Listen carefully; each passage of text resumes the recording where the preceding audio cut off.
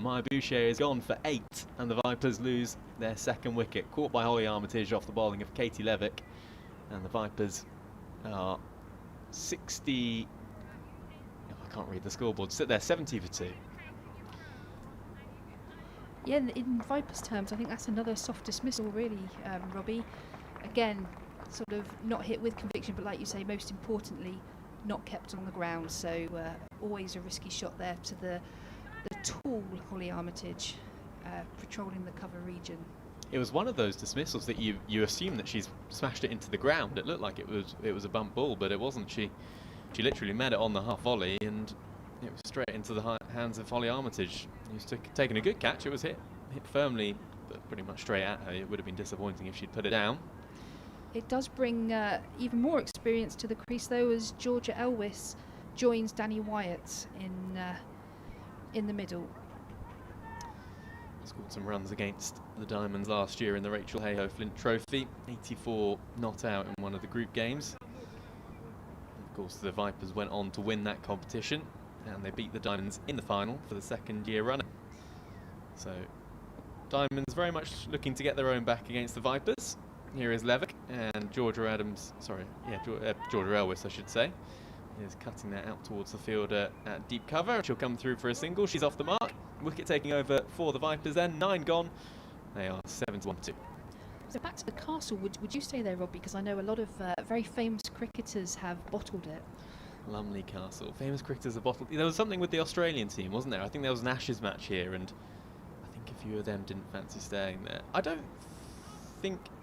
You know what? I think I'd be tactical. I wouldn't mind staying there, but what I'd have to do is make myself really tired so that I simply have no choice but to fall asleep. What I wouldn't do is I wouldn't spend an evening, you know, sitting in bed watching TV. I'd want to sort of be in and out. Sounds a plan. I think I'd do it. I don't know how much I believe in that stuff. Until you're there. Until I'm there, and then I'll probably tell you different, and I'll run away. We've got a change of bowling as Rachel Slater comes on to bowl her 4th and final over of this match. That was just pushed into the offside by Georgia Elwis for no run. Yeah, I don't think I sort of, you know, eat there or anything like that. I'm sure the food's very good, but I'm not sure I'd spend a lot of time there. Is what I'm trying to say. I could, if it was a challenge, if I was made to stay there. You do what you need to do for the challenge. And Slater in and bowls, and that's a full delivery, pushed through square on the offside by Elwis, and that's just cut off just before the rope as they come back for 2. Someone very official walking just in front of us. You always see people that look very official, but you never really know what they do you, at these games? A man wearing a white polo shirt with a lanyard around his neck. You always know that you don't want to mess with them, but you don't know why. And Slater in, and that's a play miss. Is it? No, that's out. She got a little inside edge on that, and that is caught behind by keeper Bess Heath off the bowling of Slater. So Elwis goes early on in her innings, 3 from 4 deliveries. Caught Heath, bowled Slater. That was a great take because they're not easy. Stood up to a seamer, and it was what looked like to me a little inside edge. Going to see the replay here, but yeah, inside edge. Great take there from Bess Heath. Yeah, it was. Standing up is one thing to a seamer, isn't it? But taking a catch is certainly another. It was a thin edge, but nonetheless, they're all good catches, and that's just they've got one end open to the Diamonds. They'd love to get Danny Wyatt out, who's still there at the other end on 35, but they are taking wickets at the other end, and as is said so often in T20 cricket, if you can stem the flow of wickets, you'll regardless of what's happening at the other end, you will stem the flow of runs as well. So if you can take wickets at one end, you will pretty much regardless stem the flow of runs at both ends. We have Paige Schofield coming into the middle now. She's just taken her guard at the striker's end. I believe from some of the Vipers, they told me she's had a very good winter in the nets, come on leaps and bounds, and so it'd be great here for her to have an opportunity to get some overs under her belt as Slater comes in and bowls, and that's just pushed to the leg side. Yeah, coming in for 5 at the Vipers, you often don't get a lot of time in the middle in the T20 format. The top order have been so stoic in the past, but she's in here today, and she's got at least 10 overs available if she wishes. Slater coming in and bowls, and that's a full delivery to Schofield, pushed down the ground. There's a misfield there which gives them an easy single. Do you reckon would be a good score? One ball left, and then they'll be halfway through the innings. 74 for 3, 7.5 and over. What are they looking at from here? I think looking at the wicket and the wickets that have fallen just now, and the deliveries we saw earlier from Nat Siver, I think probably something around the 160 mark, which is what they were actually looking for at the Ageas Bowl. And although that was a bigger playing surface, Slater comes in and bowls a full delivery, a slower ball Yorker that Wyatt manages to dig out for no run. I think something around the 160 mark. Or anything over 150, I think they'll go to the dressing room with a bit of confidence. That ends the 10th over. We are halfway through the allotted overs here. Vipers are 74 for the loss of Adams, Bouchier and Elwes. Just to bring you up to date with some of the games taking place in the County Championship. Of course, all of them available on the BBC Sport website and app. But in terms of the Northern Diamonds area of sides, Yorkshire in action. They are 435 for 9 against Warwickshire, who were 244 all out, so a lead of 191 runs. As in comes Nat Siver, and that's nudged into the onside. And they'll come through for a quick single, 75 for 3. Durham in action as well. They're taking on Middlesex down at Lords. Middlesex 236 for 5 in reply to Durham's 350 all out, so they trailed Durham by Middlesex trailed Durham by 114 runs. And then for the Southern Vipers, of course, Hampshire, they're taking on Somerset down at Taunton. Somerset are 38 for 6, still trailing Hampshire in their second innings by 31 runs. So not a good start to the second innings for Somerset. Good for Hampshire though. That is taking place at the moment on day 3 in the LV Insurance County Championship. As in comes Nat Siver now, once more over the wicket. That's short, pulled out towards the fielder at deep mid-wicket. It'll be the fielder at deep backward square leg who runs around and keeps it to a single. Good bit of fielding out there in front of that Don Robson pavilion. And Danny Wyatt moves on to 36 from 30 deliveries. Paige Schofield has 2. Vipers 76 for 3. And a reminder, in that first game of the day, it was an 11 o'clock start in the Charlotte Edwards Cup between the South East Stars and the Storm. South East Stars won that one by 7 wickets, as that's Fuller. And Paige Schofield is pushing it into the onside. And there is no run. She's got a long sleeve top on, as does Danny Wyatt at the other end. Most of the players in front of us wearing either long sleeve shirts or opting for the short sleeve with tubey grip on their elbows to protect them from the hard ground, as that's played late down towards one of those fielders who does have the tubey grips on. Katie Levick in front of us down at third man as she fields, and they come through for a single. You're a long sleeve wearer? You're a keeper, aren't you? So long sleeves or short sleeve? I am a keeper, but short sleeves. Short sleeves. Tubey grips? No. You're gripless? Just no diving. No diving? That's how I save the elbows. Yeah, stay on your feet. Save the elbows, don't save the runs. That well-known saying. Here's Nat Siver, played late once more, trying to get that down towards third man was Danny Wyatt. Shy at the non-striker's end as Paige Schofield had come out of her ground, but there was nothing doing there. There's a fairly rare dot ball, actually. We've had 2 in this over, 3 from it so far. 1 delivery remaining, I should say. Danny Wyatt takes strike. Running towards us is Nat Siver, that bowls short, and that's cut straight to the fielder at point. So a good over that for the Diamonds, just starting to edge their way back into this game a little bit. It was a really good start from the Vipers. They just lost a few wickets, that of Maya Boucher and Georgia Elwes at one end. Danny Wyatt's still there, and it is 77 for 3. We've had 11 overs here at the Riverside. Robbie James and Gemma Green with you as we look on to slightly less cloud, maybe just a few bluish tints in the sky in front of us. We can see cars out towards our right hand side. We can just about see the top of some cars going along what I think is a motorway or an A road to our right hand side. We can see it just behind the stand to our right. We've got the leg spin of Katie Levick now coming on this end. She's bowled a couple from the other end. That first ball was just pushed out into the offside.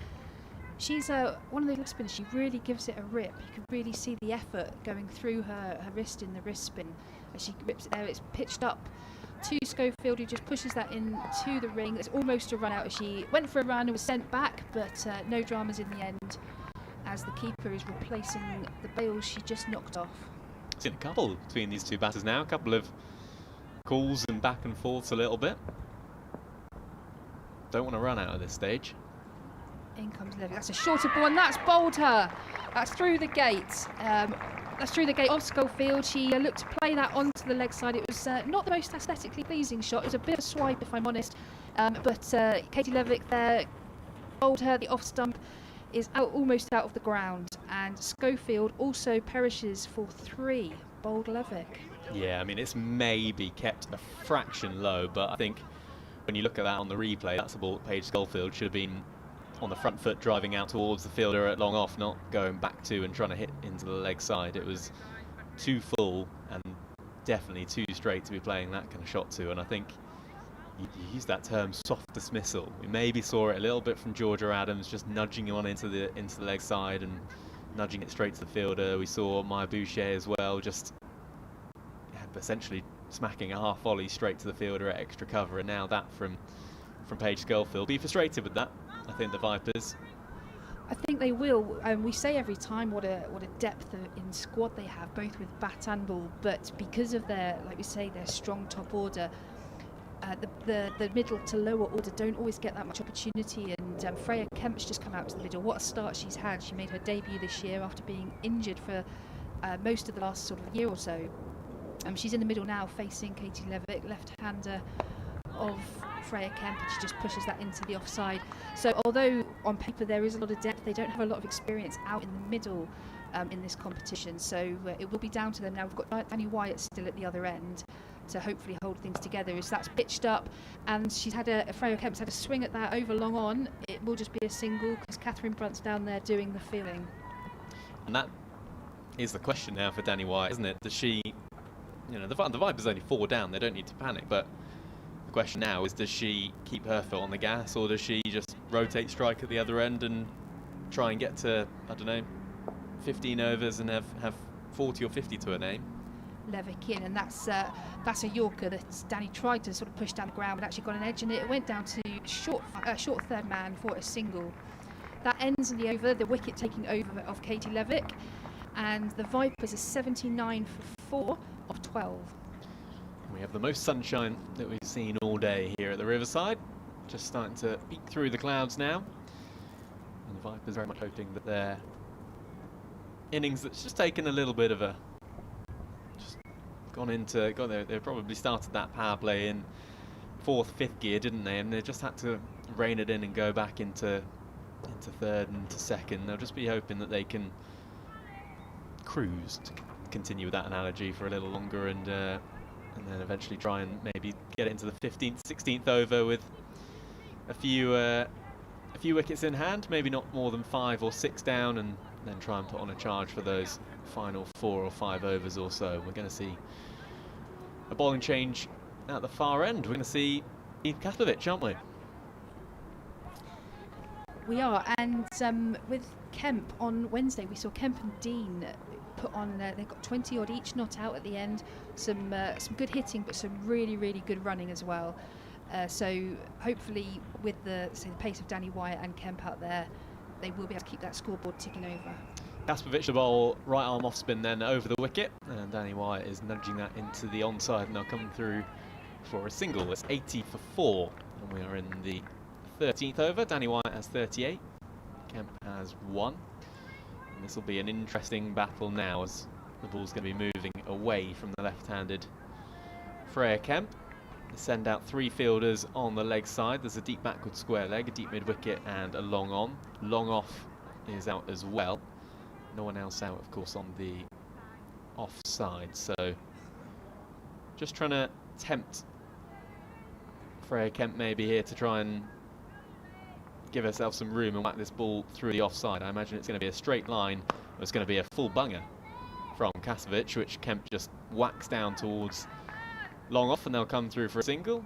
I was thinking there she was going to fire it in full and straight and at Freya Kemp's pads, and instead she bowled full toss outside the off stump, which Freya Kemp could have, in all truth, whacked through the covers, which she didn't choose to do so on that occasion. Moves on to 2 now. Danny Wyatt on 38. The field changes around, long off, long on, deep cover and a deep mid wicket as Danny Wyatt is down the track, hitting this airily in between those two fielders at long off and extra deep extra cover, and they'll come through for a couple, and Danny Wyatt moves on to 40, 83 for 4. Just trying to pierce that gap between, as I said, deep cover and long off on the offside. As Kaspovic is in once more, and she's sweeping this time. She gets the ball down towards short fine leg, and they'll scamper through for a single. 84 for 4.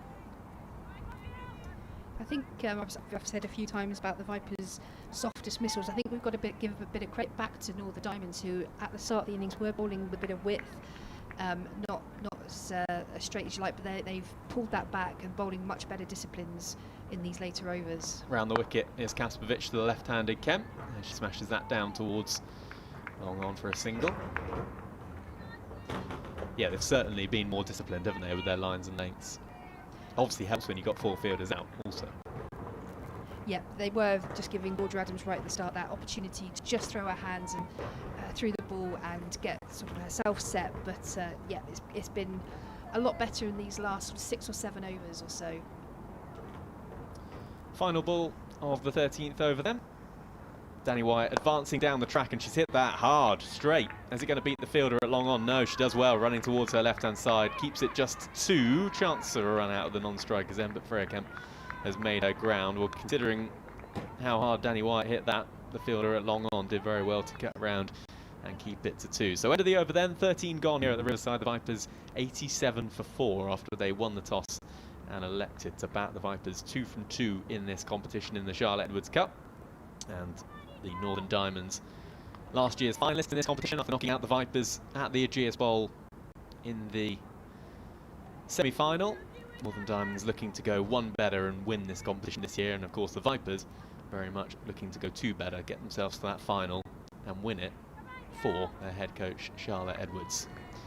87 for 4, 7 overs to go as the sun is out here at the Riverside up in the northeast. We've got Lindsay Smith back on at this end as she comes over the wicket to the left-handed Kemp, pushes that into the offside for a dot ball. They mixed the bowling up quite a bit at this end. I think it's only Slater who bowled consecutive overs from here, so Diamond's very much mixing it up, not letting the Vipers batters get settled. As she comes in again over the wicket, and that's turned onto the leg side. They will scamper through for a quick single as Holly Armitage picks that up in the ring. It's a really good point, and it's a really interesting tactic, and the Vipers very much use it as well. Georgia Adams on Wednesday night against the Lightning barely did one bowler bowl 2 overs on the trot, but conversely the Lightning actually bowled with very little rotation. He had a lot of bowlers bowling 2 and 3 over spells, so both can be effective at times, but yeah, it's a good observation for sure. And Smith going round the wicket to the right-hander, and Wyatt pulls that to square leg. It's well hit but also well fielded. That would have gone for sure if that hadn't been stopped there cleanly. Yeah, just seen a little bit of invariable bounce, haven't we? Just kept a fraction low. That maybe the balls that have been a little shorter have kept a little lower, I think. Yeah, you're absolutely right. There's definitely a bit of all sorts going on there, as that's a full ball just pushed back to Smith the bowler.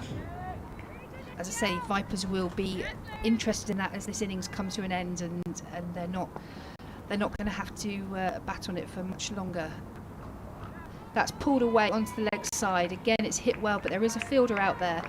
They think about the second, but it's fielded well. It's a great arm, great throw in, and that's just 1 run. The score moves on to 89 for 4. Mentioned that we're in a classroom here, which we are. And we've got this is one commentary box, which is a classroom, and then to our right hand side you have the other commentary boxes. Smith round the wicket. Oh, that's a play and a miss. She threw her hands at that. It's going to be called a wide, offside wide. But Danny Wyatt, she certainly gave that everything. Play and a miss to the keeper. So to our right hand side we have I think we've got one of the TV boxes, and we've got the Test Match Special box. And whoever's in front of us as well, you can hear on our effects mic, is having a fight with a chair, I think. But to our right hand side we have 2 offices 4 commentary boxes. Smith to Wyatt, and she's cut that, got a little bit of an under edge on it, but they do come through for the single. So they're offices instead of classrooms. 14 gone, 93 for 4. And you can see just through the window to our right hand side, one of these boxes has one hell of a lot of trophies in it. They have, I'm assuming they belong to Durham County, which is the youngest county on the circuit, first class county should I say. I think they've only been a first class county for about 30 years or so. So in that short space of time, they have picked up a fair bit of silverware. They won the county championship a few times. Can I be honest? I think there might be a range of sports because there's one that has a football on it. Oh, is there? Either that or trophy supplier got sacked. Yeah, you might be right. There is a football one there. I might have given them, but they still have won quite a lot in a short space of time. It's a lot, isn't there? Do you think that? Do you think that's why we weren't allowed to do the commentary from in there? Yeah, I don't think they trust us with all that silverware. Best thing we've got in here is one of those interactive whiteboards that you can write on the pens, and it's not a whiteboard, but it's a digital thing. Oh, modern people will know what I mean. Anyway, 6 overs to go. We're going to see Abby Glenn into the attack, running towards us. Some rare seam for the Northern Diamonds. That's nudged into the onside from Danny Wyatt. She moves on to 46, and the Vipers move on to 93 for 4. You know what I mean, don't you? I do, but I bet the Neil Diamond fans listening will not have a clue. How do I explain it for the Neil Diamond fans? It's a whiteboard, but it's digital. So you've got some coloured pens. Actually, I don't think you've even got coloured pens. I think you have one pen and you can change which colour it is, and you sort of write on this kind of strange material. Anyway, it's all very fascinating. I haven't been in a classroom for a little while because I'm old. So that's smash back from Freya Kemp down the pitch, and they will come through for a couple. It was straight. It was half a chance actually of a caught and bowled from Abby Glenn, but it hit pretty hard back at her on her follow through, so there was never any real chance of a catch. 95 for 4. Was it chalk and blackboard for you? Not quite. Chalk and blackboard. Chalk and blackboard. I can't even remember. I literally can't even remember. So you're the football buff of the two of us. What would the trophies in there be for? Here's Abby Glenn. That's wide outside the off stump, and it's going to be called a wide. You've thrown me under the bus there. I don't know. I haven't got a clue. I can read. There's one I can just about read the sort of the tassels on it. And what does it say? It says ESFA Super League. Does that say Super League? And then I can see something. I can see an upside down finals. That's pushed into the offside, and they'll come through for a single. 97 for 4. Has the scoreboard ticked over? Yes, it has. I'm not sure, if I'm honest with you. This is the home of Durham cricket. I know that Mark Wood, of course, plays his cricket here. He's a big Newcastle fan, but I don't think it would be Newcastle related, so I don't really know. As Danny Wyatt's on the back foot, pushing this up towards point, and there is no run. I'm really panicking now because I haven't got a clue. That's how I felt earlier with the Rihanna question. You should have known the Rihanna thing. That was iconic. Could have done with the Rihanna here being here, actually. We could do with some music. T20 is always good with some music. Abby Glenn in once more. That's Fuller down the leg side, and it's going to be called a wide, and it's going to run away for 4 wides.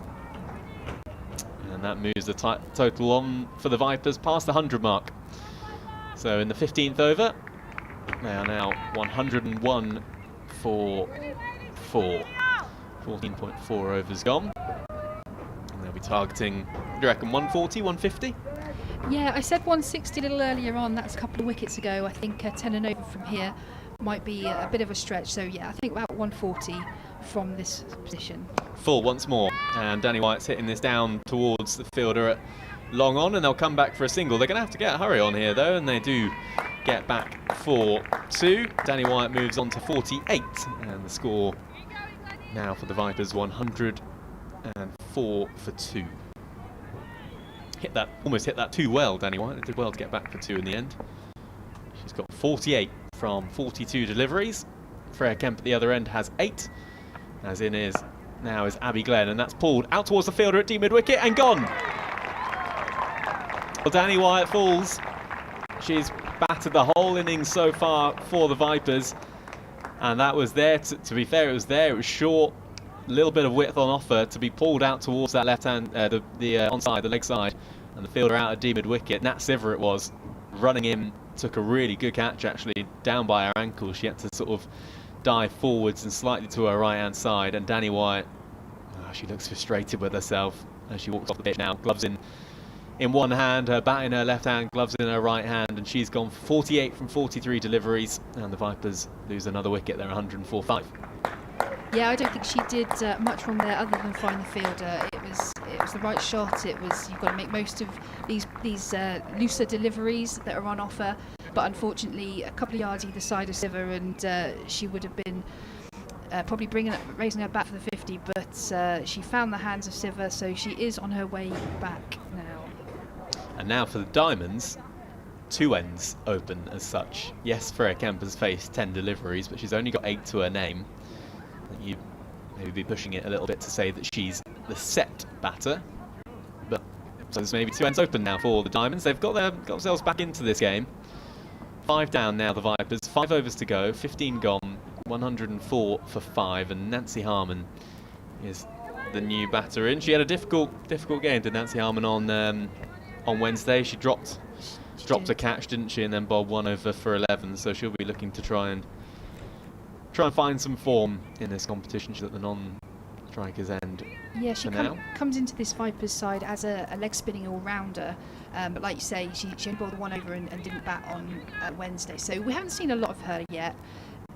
She's got 5 overs now to show us what she can do with the bat. I know she was Lightning, wasn't she?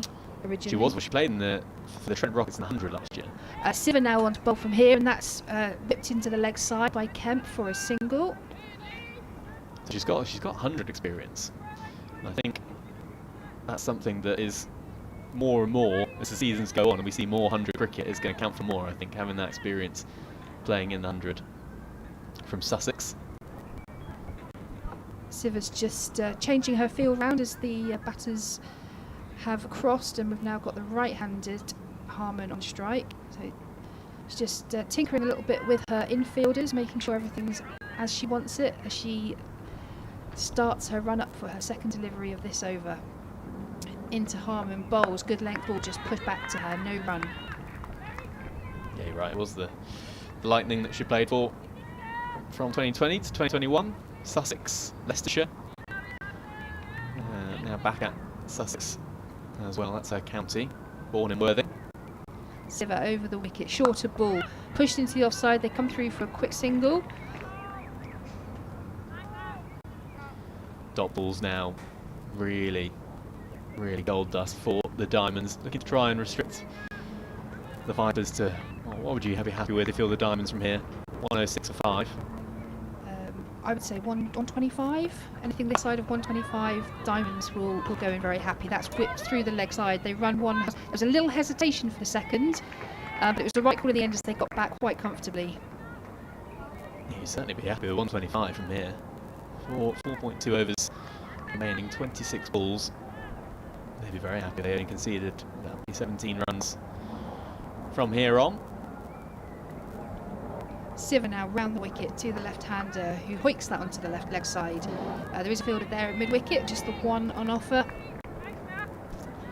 Helicopter gone. Is that completely over? No, I thought it did. It's just the field change for the right left-hand again. Sorry, I'm getting distracted by helicopters. There's one to our left-hand side just flying away from us. I don't know if you noticed. Did you notice a lot of helicopters in and around the area last night and today? Did Siver in, bowl shorter, tucked onto the leg side, quick single taken. That completes the 16th over. The score is 110 for 5. Didn't notice? No. I saw a lot, especially this morning. I was walking around Durham. I was trying to have a phone conversation this morning around Durham. There were about 3 or 4 helicopters. They all looked different, and it didn't look like it was all some coordinated thing. But they kept flying over. I couldn't hear anyone on the phone. Oh, okay. No, I didn't. I did have a little walk by the river, but I didn't see or didn't observe anything. But then I wasn't trying to have a conversation with anyone. I guess you would feel disrupted. Clearly didn't get the memo that I had to make a phone call. So then, 4 overs to go. Vipers 110 for 5. Nancy Harmon is on strike. She's got 2 to her name, 25 on her back. At the other end is Freya Kemp. She has 12 from 13 balls, and we're going to see Marlowe into the attack once more from that far side, walking towards us, and she's bowled. Nancy Harmon goes. Top of off that was. Little bit of spin in towards the right-hander batter of Nancy Harmon. And, well, to be quite honest, it was a little prod, it was a little, not really any purpose in that shot from Nancy Harmon. Wasn't really defence nor attack. And she's bowled, and she goes for 2. And the Vipers lose the 6th wicket. They're stumbling here against the Diamonds, 110 for 6. Yeah, they are a bit losing regular wickets since that power play section. It does bring Anya Shrubsole to the middle, not known for her batting at international level, but last year in the 100, very much batted in the top order for the Southern Brave. So does have a bit of power, has scored runs down the order for England. I say she's not a recognised batter, but has scored runs, does hit a long ball, so it might be a perfect situation for her to come in with three and a bit overs to go. You surprised not to see Tara Norris? Very surprised. I thought we'd actually see her a couple of wickets ago, if I'm honest. But again, we haven't seen her this season, so we don't know how she's been going with the bat. But yeah, I would have expected her to come in a couple of wickets ago. Emma Marlowe has 1 for 14, and she's into Anya Shrubsole now, who's nudging that down towards short fine leg, and now come through for a single. And Anya Shrubsole is off the mark, 111 for 6. 3 overs and 4 balls remain. The run rate is 6.8 for the Vipers. Freya Kemp on strike now. She has 12 from 13 deliveries. 3 fielders are out on the onside. Deep backward square leg, deep mid wicket and long on. There's a long off as well. And then 4 fielders in the ring on the offside. It's a short, wide. Don't want to bowl there when you've got 4 fielders up on the offside. And it's beaten the fielders at cover and extra cover. And long off is going to run around to her right hand side and doesn't cut it off. So that ball goes to 4, and it brings up a much needed boundary for the Vipers. Freya Kemp moves on to 16. And the Vipers 115 for 6. And when you've got, as I said, 4 fielders up on the offside and you're spinning the ball away from the left-handed batter, you do not want to be bowling with any width. So expect this to maybe be a little full and a little straighter and fired in. It's not, it's wide outside the off stump again, but she gets away with it this time as Freya Kemp smashes it to, or cuts it, I should say, to cover, who's inside the ring. 115 for 6 here at the Riverside in Charlotte Edwards Cup. Down the track this time comes Freya Kemp. Has she put the fielder out? A long off? Yes, she has. And she swipes her bat in frustration as she starts her walk off the pitch. She's gone 4 single, 4 dot ball and out for Freya Kemp. She departs for 16. And if we're honest, the Southern Vipers haven't made the Diamonds fielders work particularly hard for their catches. There was that catch from Nat Siver to get rid of Danny Wyatt, but other than that, there's been a lot of catches pretty much straight to those fielders, and Freya Kemp is gone. Caught by Holly Armitage off the bowling of Emma Marlowe for 16, and the Vipers lose their 7th, 115 for 7. Yeah, the Vipers are limping a little bit in this stage now. They're losing regular wickets, not picking up the runs they would hope to. So they've still got 3 overs and 1 ball left to go to get something on the board, to get something defendable. We do see Tara Norris now, so we've still got the left-hand, right-hand combination as she will be on strike for her first delivery. Back from playing in the UAE, Tara Norris. Just the one change for the Vipers this afternoon. It's Charlie Dean who misses out. She's injured, and Tara Norris faces up to Emma Marlowe, and she's trying to cut that outside the off stump, gets nothing on it. And it's the end of the over. 2 for 19 Emma Marlowe has from her 2 overs. Being a little expensive, but she's picked up a couple of crucial wickets. 7 wickets the Diamonds have picked up in the 17 overs that have been bowled so far. The Vipers 115 for 7. What we have got on offer here today with the Vipers is an incredible seam attack, but the Diamonds have got a much more varied attack. They've got a lot more options on offer, and they have bowled. They haven't actually bowled Catherine Brunt, the what you'd say the most experienced seamer, but of the bowlers they have bowled, we've got left arm spin, there's leg spin, there's off breaks, there's left arm pace. They've really mixed it up with the bowling disciplines. As in comes Katie Levick and bowls, and that's a play and miss first up. Whereas the Vipers attack today without the frontline spinner Charlie Dean, are fairly sort of seam heavy. As Levitt comes in again, rolls her wrist over that, and that's just blocked by Anya Shrubsole. It's a really good point and a strange one, and I'm going to say, I'm guessing that Catherine Brunt is playing this game as a batter. In comes Levitt, bowls, and that's going to be out as well. That's a great catch. They're never easy at point, but I think that's Lindsay Smith there. The ball got a little bit big on Shrubsole. She threw her hands through that. It popped up to point, who's fairly close, and it was a diving forward catch by, I'm going to say Lindsay Smith until it's confirmed on the board. Yep, by Lindsay Smith, and they're never easy. You put your best fielder at point, right?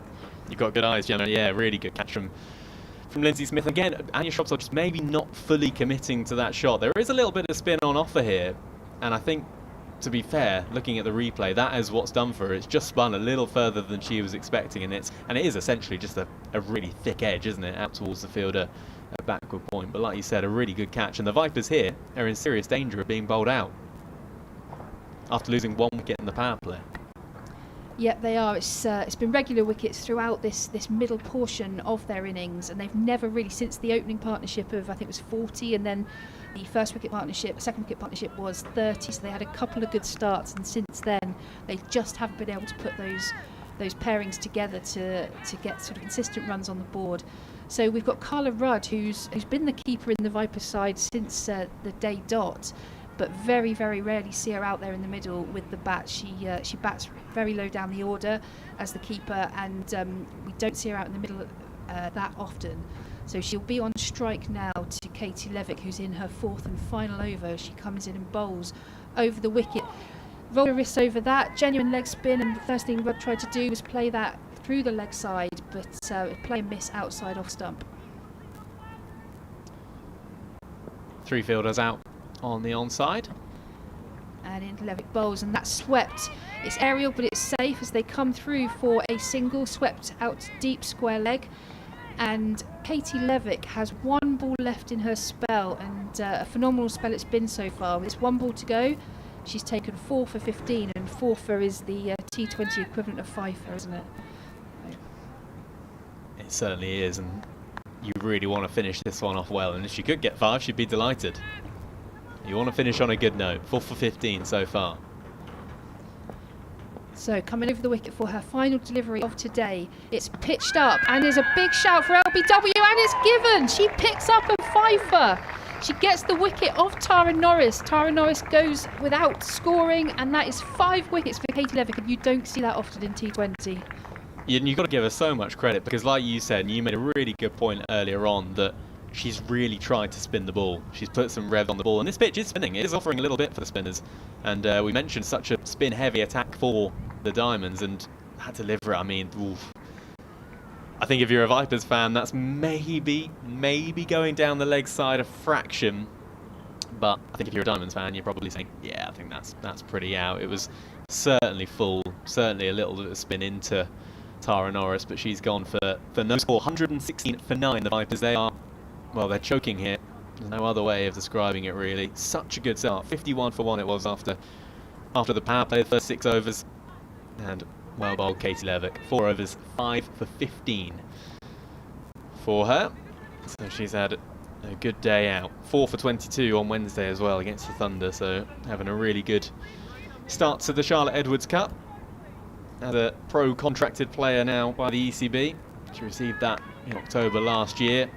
And well, we're probably seeing a little bit of evidence of what something like a pro contract can do for these players. Just gives them that bit more freedom to train, that bit more time, and ultimately a bit more confidence as well. So 2 overs remaining. In comes Marlowe from that far end, running towards us, and that's nudged into the offside, and they'll come through for a single. Carla Rudd is on 2, and it'll be Lauren Bell to take strike of her delivery, her first delivery. We've not seen much of Lauren Bell with bat in hand for the Southern Vipers, that is for sure.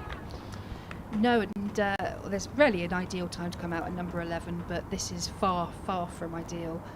In is Marlowe now over the wicket, and that's defended into the offside, and there is no run, and it shows a sign of a team that are confident and well on top in an innings when they've actually only, well, they have got 4 fielders out, but they're all behind square, so they're confident enough to have all fielders in front of square. Also, I should say actually, all fielders up towards straight at the bat anyway. That's what I'm trying to say. Having them in the circle at this time in the innings as that's played down towards fine leg, and they'll come through for a single. The fielder's out. I can't explain this, I promise. The fielder's out. 3rd man, fine leg, deep cover and deep mid wicket. So mid on and mid off up. Asking Carla Rudd, who's now on strike, to try and go over the fielders. Northern Diamonds will certainly be very happy. And that 125 that you were mentioning, Gemma, is just coming into sight more and more, isn't it? What have we got? 9 deliveries left of this innings. 118 for 9. Carla Rudd takes right now against Emma Marlowe. Has 2 for 21 into her third over. That's short, and down on her knees is Carla Rudd, sort of pulling that out towards the fielder at fine leg, and they'll only manage a single. So we've had 4 deliveries in this 19th over, 3 runs scored, 119 for 9. Yeah, just 8 balls left in this innings, and it's a difficult one for these two because they are coming in at 10 and 11. They don't have the runs behind them that the top order do. Driven, edged from Lauren Bell down towards the boundary rope in front of us, and it'll bring up 4 runs. Katie Levick off the back of her 5-fer, can't pick that one up.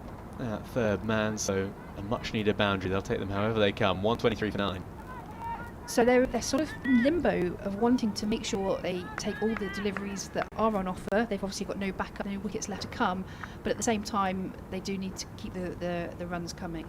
Final ball of the 19th over, nudged into the onside, and they'll come through for a single. They'll think about 2, but they were never going to get it, and it's a successful over from... Oh, it's just changed on the score, but it's been Nat Siver. The scoreboard's done me there. It has been Nat Siver bowling, so she's bowled out now. 4 overs, 0 for 22. That was up as Emma Marlowe for that entire over.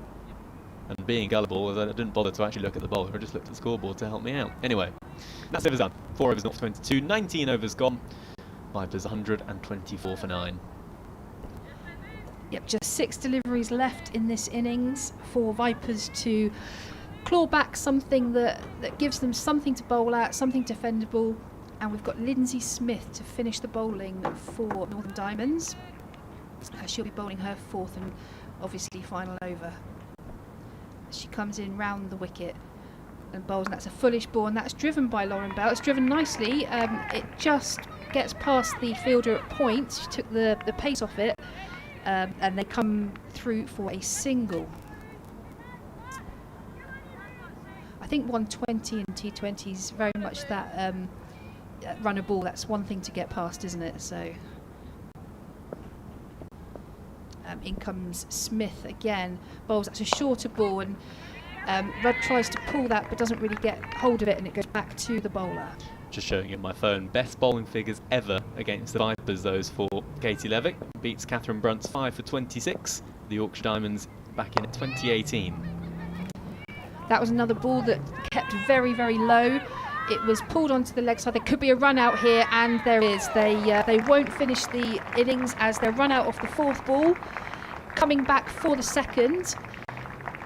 So the Vipers are all out for 120. Has the ball gone over? 128, I'm going to say, but I'll confirm that in a moment. I think you're right. 120, yeah, 128. I think that'll be for 9. And I think the Northern Diamonds are going to be walking off this field by far the happier side. Yep, there we go. Run out by Emma Marlowe with 2 balls to spare. So, yep, the Vipers, after a fantastic start in the power play, did just really limp along for the entire innings, Robbie, didn't they? And never really got anything going. And they've got just over that 120. They have got 126. That's the confirmed total. 126, so just over a run a ball, but that's going to take some defending. Well, they'll be grateful for that power play, that is for sure. 51 for 1 they were after 6 overs. I must say as well, we read out that stat about the best bowling figures for Katie Levick against the Vipers, thanks to Richard Isaacs, who's scoring for that stat. Let's just run you through the card then. Southern Vipers won the toss and elected to bat first here up at the Riverside, and it would start, as I mentioned, the first partnership, the opening partnership, putting on 40 for the first wicket before Georgia Adams was caught by Nat Siver at mid-wicket for 24 from 15 deliveries. The power play, though, was a good one for the Vipers. 51 for 1 they were at the end of the first 6 overs, but then the wickets really started to tumble. Maya Boucher called by Holly Armitage off the bowling of Katie Levick for 8, then Georgia Ellis went for 3, Schofield also for 3, she was bowled by Katie Levick. Freya Kemp stuck around for a little while, she managed 16 from 16 deliveries before she was eventually caught by Holly Armitage off the bowling of Emma Marlowe as well.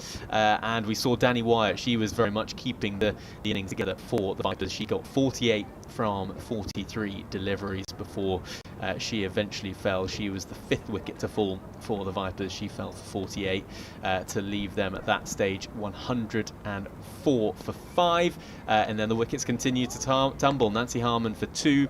Anya Shrubsole, she was caught by Smith off the bowling of Katie Levick for 1. Tara Norris for no score. Carla Rudd then run out as the final wicket for 4. Lauren Bell at the other end was not out on 7. And those bowling figures for the Northern Diamonds then. Lindsay Smith, 3.3 overs, no wickets for 28. Rachel Slater, 4 overs, 1 for 22. Emma Marlowe, 2 for 19 from 2 overs. And then Katie Levick with those best bowling figures against the Vipers, 5 for 15 from 4 overs. Nat Siver 0 for 22 from 4. Lee Kaspovich 1 over for 8 runs, and Abby Glenn 1 over, 1 wicket for 12 runs. So that's how things stand. Then the Vipers 126 all out from 19.5 overs. It'll be 127 runs to win for the Diamonds when we return in the Riverside up in the northeast in a couple of moments' time. We'll leave you with some ambient sound and be back in the next 5 minutes or so for the run chase.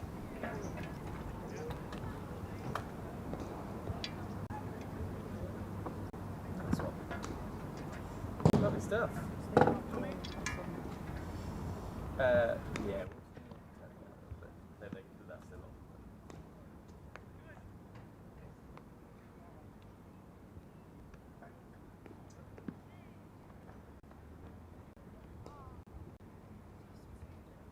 Yeah, me too.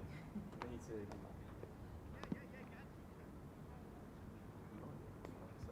Hello. How's it going?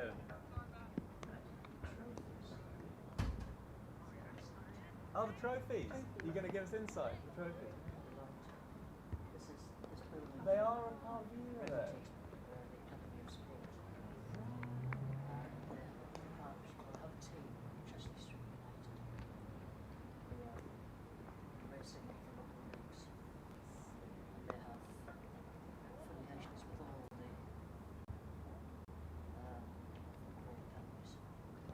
I see. Oh, wonderful. There's a lot of them. Yeah. There is a lot of them.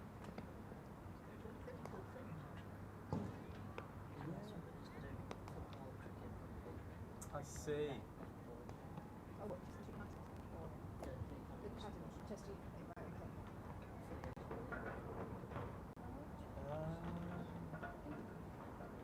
Thank you very much for that.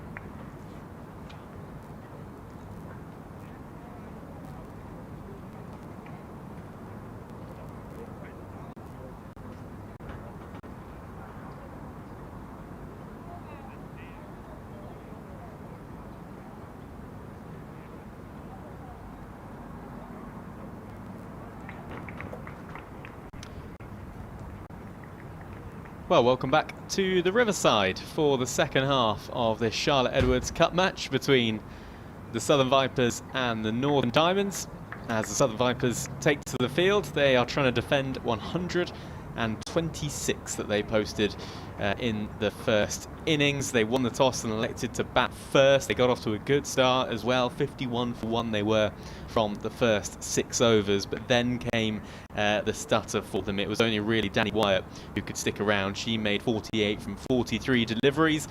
We saw a masterclass in leg spin from Katie Levick. She picked up figures of 5 for 15, which are the best figures against the Southern Vipers, beating actually Catherine Brunt in 2018 for the Yorkshire Diamonds against the Vipers at York. So it is a difficult old task for the Southern Vipers, looking to try and defend this 126. The Diamonds run rate required is 6.4 runs and over, and we are just about ready to go. We have Bess Heath and Stir Callis out there in the middle opening the batting for the Southern Vipers. I'm Robbie James. We'll have Gemma Green with us in just a second as well. It's going to be Lauren Bell to open things up from this end, the Finch Hill end that we are at the moment, commentating from this classroom. Here is the first ball of the innings then from Lauren Bell, over the wicket, bowls, and that's through the covers, and it's going to be a boundary to kick things off for the Diamonds, is it? Yes, it is. Just gets over the rope, and Bess Heath is off the mark, and it's the dream start for the Northern Diamonds. They are 4 without loss from the first delivery. A little bit of offer, a little bit of width on offer there from Lauren Bell. 2 fielders out are on the leg side.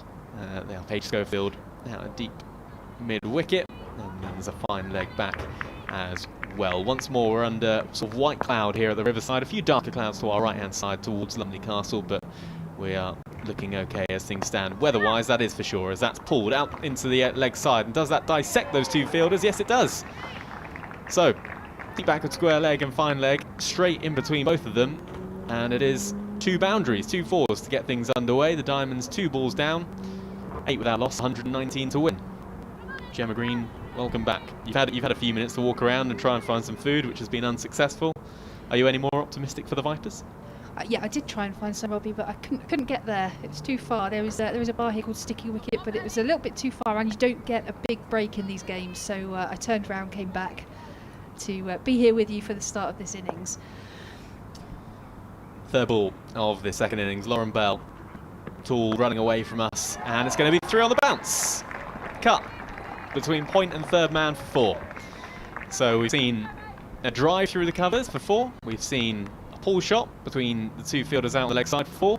And now we see Lauren Bell just bringing her length back, but width on offer, and a cut for 4. So 12 without loss, 3 balls down, 115 to win. It's looking ominous. Yeah, dream start if you're a Northern Diamonds supporter. Nightmare start if you're with the Vipers. Lauren Bell on Wednesday bowled 4 overs, 3 for 12. Already got 12 runs in the first 3 balls here. Here she is running away from us once more, and that bounces, and there was a chance for short third man Tara Norris. It was, just went over her head, and the ball's gone for 4 again. Well, that was pitched up, really leapt on Bess Heath, and she got a thick edge, which ended up going over Tara Norris at short third man, and it's 4 on the bounce, 16 without loss. Yeah, she did it. It got big on Heath, and like you say, spooned right up, and I think Norris thought she was in there. She sort of hung for a while, and my arms are in the air here, but it just ticked over her head, and Georgia Adams threw her arms out in despair. Not at Tara Norris, I think that wasn't a chance, but just at the 4th consecutive boundary of this start. It was a no ball as well, I didn't realise, and this is pulled away this time, out towards the fielder at deep backward square leg, bounces once in front of her, and they'll come through for a single, and we can all take a little bit of a breath. So we've had a 4-4-4, no ball 4, and then a 1. 18 without loss after 4 deliveries, and Anya Shrubsole, we saw just before that delivery, just taking a moment with Lauren Bell. Anya Shrubsole, so much experience there at mid-off, just having a word with Lauren Bell. And Lauren Bell herself has played for a few years now at this level. Final ball of the over, and it's tucked into the onside, and they'll come through for another single. So an eventful start then, 1 gone, and the Diamonds 19 with I was going to say 1 over gone. There was the no ball. There's 1 ball to go. Diamonds 19 without loss. Duckworth-Lewis score. Always good to keep an eye on that, to have an idea of where these two sides are within the game. Duckworth-Lewis is on 5. The Diamonds are 19 without loss. This will be the final ball of the over from Lauren Bowl if she keeps her foot behind the line, which she does. And it's a dot ball to end things then. 1 gone, 19 without loss. Yeah, 127 to win for the Northern Diamonds. That's one of those scores that we talked about being just over a runner ball, where it's something on the board to defend, but it's not as many as the team batting first would like. However, that over going for 19 just sort of takes that edge off and takes it right back into Northern Diamonds' favour.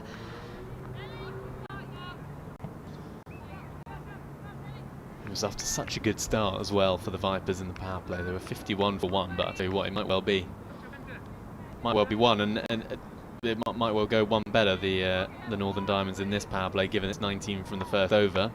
And they might, it's too early to think about it now, but they might well have their sights on that 1.25 times the run rate as well for the bonus point.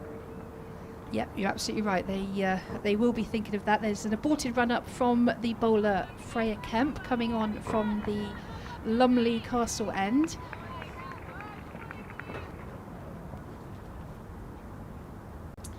So we've got Stir Callis on strike. In comes Kemp past the ball. It's a short ball, and that's whipped through leg side, and that is going to go for 4 behind square on the leg side. So the carnage continues from the Northern Diamonds, in this time from Stir Callis, who's joining her partner at the other end, Bess Heath, in the boundary. Yeah, it's never easy to bowl with only 2 fielders out, but only 1 on the leg side.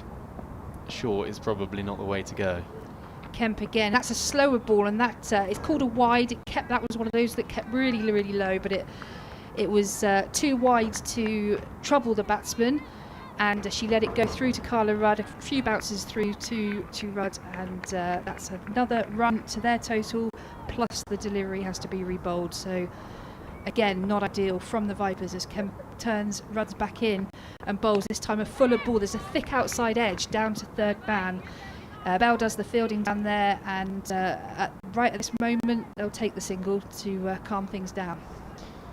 We were saying off air in the interval that if there is a bowling lineup to defend a small score, then it probably is the Vipers. Yes, they've lost Charlie Dean, but certainly not losing any quality, bringing Tara Norris into the side. So they do have a habit of winning. We mustn't forget that.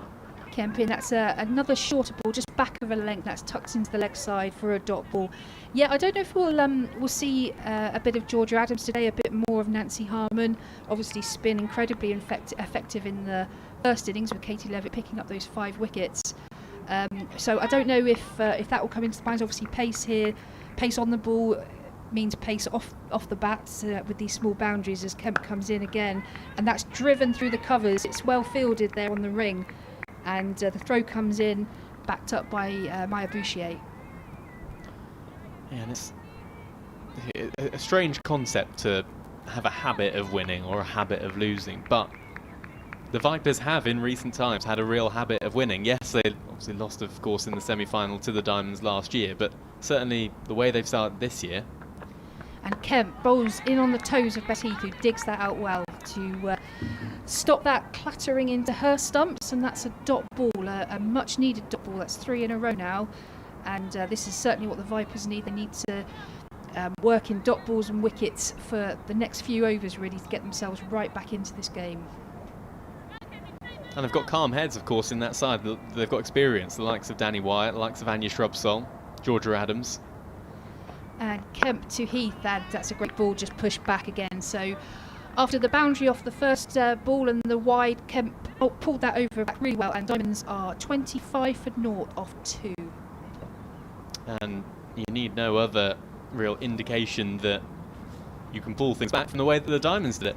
You know, it was such a good start for the Vipers, just losing the 1 wicket in the power play, and 51 runs on the board, and they pulled it back and bowled the Vipers out for 126. So there's certainly a long way to go in this game, that is for sure. And I think who we're going to see next coming on to bowl could well play a big part. Could well be a big game for big players to step up, senior players to step up. Anya Shrubsole, she's going to have a bowl from this end that we are commentating from. She's running away from us now. 2 fielders out, one at deep backward square leg and one at third man, and that's pushed into the offside and there's no run. Danny Wyatt does fielding at point. Sunglasses on, long sleeve shirt on, as do most of the Vipers have long sleeve shirts on actually, apart from just a couple. Freya Kemp, Lauren Bell I believe as well. Boucher has the tubey grips on mid wicket just in front of us. And your Shrubsole over the wicket to Stir Callis as Callis is pushing that into the onside, and it's fielded by Boucher and there's no run. I must also update you on the trophy situation. We had intel, didn't we? We did. We had intel from a very kind gentleman who came into our commentary box and let us know that the trophies to our right hand side in the other commentary box that we can just see through glass, we can't touch them, we can just see them. As Anya Shrubsole is in Stir Callis once more, and that's Fuller, inside edge, and it runs towards short fine leg and there's no run. They are part of the Parkview Academy of Sport, which is the sort of the building we're in. That is, we are in the Parkview Academy of Sport, and they are associated with Chester Street United, apparently. So thank you very much to that gentleman. The more you know. Chester Street United. 25 without loss, 2.5 overs gone in this run chase for the Diamonds as that's short, hit towards short fine leg. Lauren Bell will do the fielding and they'll come through for a single. 1 run from the first 4 balls of the over. I'm just going to quickly update you as well on, if there's any Hampshire fans listening, on quite a remarkable hour and a half that's taken place at Taunton. Hampshire were all out for 280. They had a lead over Somerset in their first innings of 69 and they bowled Somerset out for 69. Keith Barker, that man once more, stepping up for Hampshire. As Anya Shrubsole is in, that's Fuller and straighter and pushed back to her, and there is no run. Keith Barker, 6 for 27 from 13 overs. A couple for Mohammed Abbas and Kyle Abbott, which meant that the scores were level, and Hampshire needed 1 run to win, and they've done it, and they have won by 10 wickets. So Hampshire beat Somerset at Taunton within 2.5 days, which I don't think many people predicted at the start of today, that is for sure. Final ball of the 3rd over here at the Riverside from Anya Shrubsole is a slower ball and it's pushed up towards extra cover and there's no run, and that is a good over from Anya Shrubsole. 1 from it, pulling things back a little bit. Diamonds, after 3 overs, 26 without loss, they need 101 to win. Yeah, that over from Shrubsole there has put a bit of calm, a little bit of balance back into the start of this innings from a Vipers perspective. But Diamond's still sitting very pretty at 26 without loss after just 3 overs. It's going to be Freya Kemp to continue from the far end, which is the Lumley end for us, as she comes in and bowls. And that's driven through backward point, but picked up cleanly by Bess Heath, and there is no run there. A few other games taking place in the Charlotte Edwards Cup today, in the same group as both of these sides, the Lightning versus the Thunder. Thunder managing 152 for 5 from their 20 overs. Lightning in reply in the 5th over, a 41 for 1, so 112 to win. Kemp to Callis, that's a back of a length, and that's just worked onto the leg side for a single. Yeah, in that innings, Robbie, the opening partnership of Georgia, this is for Thunder, the opening partnership of Georgie Boyce and Emma Lamb, they put on 130. 71 and 56 apiece, so good start from those two to amass that 152. The other games as well taking place. Central Sparks against the Sunrisers. Sparks managing 153 for 5 from their 20 overs. Sunrisers in the 4th over are 16 without loss, so 138 runs to win. And in the 11 o'clock match earlier on today, the South East Stars beat the Storm by 7 wickets. In comes Kemp, that's a full ball driven down the ground but not timed at all, and as Els comes in and picks that up. Rudd has put the lid on now, she's standing up to the stumps for Freya Kemp, just trying to keep those Northern Diamonds in their crease, stop them using their feet and keep them grounded. Freya turns quickly and she's back into bowl, and that's a Fuller delivery, that's hit over the infield, and that will race away for 4 through extra cover. So that's another boundary to Diamond's wicketkeeper Bess Heath as she moves into the 20s, 23 off 14. Worth mentioning, Diamond's just hit a boundary there, but worth mentioning as well that we mentioned that the Vipers have a habit of winning and their sort of prowess in domestic women's cricket in England. It's a very similar story for the Diamonds as well. They are a strong side, and even if there's a few slow overs, you wouldn't have thought that they will panic. And that's a full ball, full and straight, just whipped onto the leg side for no run. Yeah, you're absolutely right. We said earlier, Vipers have been the strength of the South. Northern Diamonds very much the strength in the top half of the country, and but unfortunately they've got no silverware, unlike the room next to us. They're always the bridesmaid. They've been runner-up in both Rachel Hayhoe Flint finals and also the first Charlotte Edwards final last year, so they're very much looking for their first trophy as Kemp comes into bowl. And again, that's good line and good length, and there's nothing there on offer other than for Heath to push that forward for no run. So that ends the fourth over, and the score for the Diamonds is 31 without loss. Still white cloud above us here at Riverside. The sun just sort of a little bit hazy this afternoon, a little muggy as we look through the window that we've drawn, sort of opened in front of us. As I said, we're in a classroom here, literally commentating to you from, I don't know, 7, 8, 9 meters away from a whiteboard and a projector. Plenty of tables, there's a few tables, probably about 20 odd chairs in here. Probably get a class of about 35 in here. And your shrub sod to begin a new over, pushed into the onside, and there's no run, fielded by Maya Boucher. 31 without loss after 4.1 overs. What I do find strange though is that there's the whiteboard and the projector, but just next to the whiteboard is like a big sponsors wall. So you know how when you see on Match of the Day and things like that, and you see the football managers getting interviewed, and behind them is all that wall of sponsorship. They've got one of those here. I'm assuming they do the interviews maybe in the commentary box. And your Shrubsole in once more, and that's pushed out towards Danny Wyatt. A point, she'll have a shot at the non-strikers end, but they'll get through for a single, 32 without loss. It's actually situated right behind teacher's desk, isn't it? So they sit in front of the sponsors board. Do you think that maybe the teacher's just a football manager wannabe? Sponsored teacher. Maybe. I don't remember teachers having a computer on their desk either back in my day. Really have opened ourselves up to age here, haven't we? Anyway, back to the cricket. We're in the fifth over. Diamonds 32 without loss. As Anya Shrubsole's in wraps up Bess Heath. There's appeal for leg before wicket, but nothing given by the umpire at this end. That is Joanne Ibbotson. Maybe just a fraction high. Did tuck up Bess Heath though. She's got 21 from 17. And the Vipers will very much be keen to try and employ the same tactic as the Diamonds did, which is take wickets. Wickets will be, you would have thought anyway, vital in the next 15.5 overs. Anya Shrubsole in once more, running away from this. And this is cut up towards the fielder at mid-on, just wide of her though. And it's going to run down towards the boundary towards us, picked up by Freya Kemp, and they'll come back for a couple. But it was a straight pull really from Bess Heath, and it just evaded the diving Georgia Adams at mid-on. And they come through for a couple. It would have been an absolute stunner if Georgia Adams had taken that, but I think you'd be harsh to say it was even half a chance. Anya Shrubsole running away from us once more. Two fielders out on the onside, as this is a play and a miss this time from Bess Heath. And goes through to the keeper.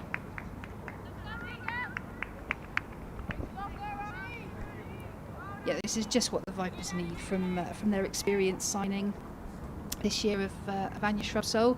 Just keeping things in check at the minute. Since that first over, it's going pretty well since then, other than they would have liked to have picked up a wicket, obviously, but in terms of runs, it has been limited. Final ball of the over, nudged down towards fine leg, who is up. It beats the fielder at fine leg, and it is going to be a boundary. She doesn't manage to see out the over. Anya Shrubsole, it was a good one, just the 3 runs coming from it before that, but a boundary means that the Diamonds take 7 from it. Anya Shrubsole has 2 overs for 8, and there's 5 gone. The Diamonds are 38 without loss, 89 to win. It looks like we're going to continue with Freya Kemp at the Lumley Castle end. So she's bowled 2 overs for 11 so far with her left arm seam, and she is going to continue. Stir Callis is on strike, currently on 9 off 11, with Bess Heath at the other end, 27 off 20, as Kemp comes in and bowls. And that's good length, but it's picked up really well and just clipped really through fine leg for another 4. Yeah, just didn't quite get her line right there. Freya Kemp just a little too straight. She has got the fielder out a deep backward square leg, but the other fielder isn't at fine leg, it's a third man instead, so easy pickings in the way for in the end for Sturkallis. Just had to help that on its way, and a metre either side of Tara Norris at short fine leg, and that was always going to be 4. Kemp charging in and bowls. That's a fuller ball. That's hit through the offside, and it goes straight to Paige Schofield on the ring for no run. We said, didn't we, earlier on, that one of these sides has clearly picked a side that is very conducive to this pitch, and I think it's becoming more and more obvious. The more pace on the ball we see, the more scoring looks easier and easier, which doesn't bode well for the Vipers, but they do have some spin in their ranks. Kemp in and bowls, and that one kept a little bit low as well, but Callis managed to cut that late cut down to a very wide third man for another 4. Beautifully placed, really impeccable timing from Sturkallis. Yeah, she's just using the pace that is on offer. As you said, Robbie, it's looking easier and easier to use that pace on this relatively small boundary, and I wouldn't be surprised if we do see a little bit of spin coming very soon from the Vipers as Kemp is in and bowls. And that's a fuller ball, a little bit slower, not a slower ball, but just a little bit slower, if that makes any sense. And that was just popped up into the leg side, a bit of a false shot, but it lands safely for the Vipers, for the Diamonds. Expect to see plenty of slower balls and changes of pace from the likes of Anya Trubsall and Freya Kemp and Lauren Bell. Yeah, definitely. I think we're going to see them mixing up a little bit as Kemp comes in and bowls. And that, again, it was a straightish ball that kept fairly low, but Callis managed to turn that onto the leg side safely for a single. Also, we've got George Elvis in the side, who bowls very, very accurately, very stump to stump. And also Paige Schofield, who was used quite a bit last year. Again, another medium pacer who's very reliable, good discipline. So without the spin attack that the Vipers are used to, they might be using those medium pacers a little bit more. Kemp comes in for her final ball of this over, and that's driven down the ground. They do come through for a single. There's a shy at the stumps. It hit the stumps, but they were back in, and unfortunately, no, it doesn't. It looked like it was going to go for overthrows, but the Diamonds decided against it in the end. And the score is 48 for no loss at the end of the 6-over power play. So Vipers now can have a little bit more protection out. However, that does offer up more singles, Robbie, and singles will win it for Diamonds. So it's a head scratcher for the captain of a fielding side in this circumstance. It's almost one of those games where you have to, looking at it now, 79 to win from 14 overs, required run rate just 5.6 and over. Just maybe, you just got to gamble on certain things, haven't you? Just if they do manage to get this wicket and open up an end, we might well see, a slip in pace. We might well see pace off. Well, we're going to see pace off the ball now with Nancy Harmon straight into the attack from this near end, but we might well see the bowler just having to bowl it a little slower, like that, flighted, full toss from Nancy Harmon to start things off, and it's pushed out towards the fielder at deep cover, and they come through for a single, 49 without loss. Sturkallis on 18 on strike, and Bess Heath moves to 29. But it might well be a day for just giving that ball a bit of air and having to gamble and see if you can almost buy yourself a wicket. As that's full once more, another full toss, and it's pushed up towards Georgia Adams for no run. Nancy Harmon just got away with her first couple of deliveries there, over pitch. Only cost her 1 run so far. Bowled the 1 over for 11 on Wednesday. Looking to try and, I imagine, bowl a few more this time round, as that's cut and again finds the fielder at short extra cover. So 1 for the first 3 deliveries, 49 without loss. And it's sometimes, as a spin bowler, it's the poor deliveries that don't go for runs that actually build up the pressure on the batter, as that's once again cut shorter. Chance for a run out of the non-striker's end. Does she hit? Yes, she does! Gone! Tara Norris with the run out, backward point. Well, it was a drag down again from Nancy Harmon. She's bowled 4 deliveries. 3 of them have been too full. 1 of them has been too short. It was cut to the fielder at point, and there was a real mix-up between the batters wanting to come through for a single, but it was Tara Norris, I think, with her left hand, who shied at the non-striker's end, and Nancy Harmon just had to guide the ball, really. I think she did just take it. She had to guide it onto the stumps, and, well, there's the breakthrough. 49 for 1. Yeah, it really was a mix-up from the Diamonds and a little bit of a gift in that respect to the Vipers, but they've still got to pull off the run out, and it's very easy when if heads are down, when you've had a poor start, to when you're put under pressure in the field to not pick that up cleanly, not do a good throw, etc. But Tara Norris did everything right there and made the most of that opportunity they were given to get that really important breakthrough. Yeah, and I don't think Bess Heath was too pleased there with Sir Callis in the end. As she walked off, just had a few words to say. I think it was Sir Callis who was keen to go through. It would have been her call at the non-strikers end. They did try and come through for a single in the end, but the Vipers have that breakthrough. Doesn't matter how they come, just matters that they have one. And here is Nancy Harmon once more bowling to Bess Heath, who pushes the ball up towards long on for a single. I say to Bess Heath, yeah, it is Bess Heath. Sir Callis was run out. Nat Siver, the new batter. 50 up for the Diamonds. It's all going off here. One ball remains of the 7th over. Diamonds 50 for 1, chasing 127 for victory after the Vipers were bowled out in the 20th over.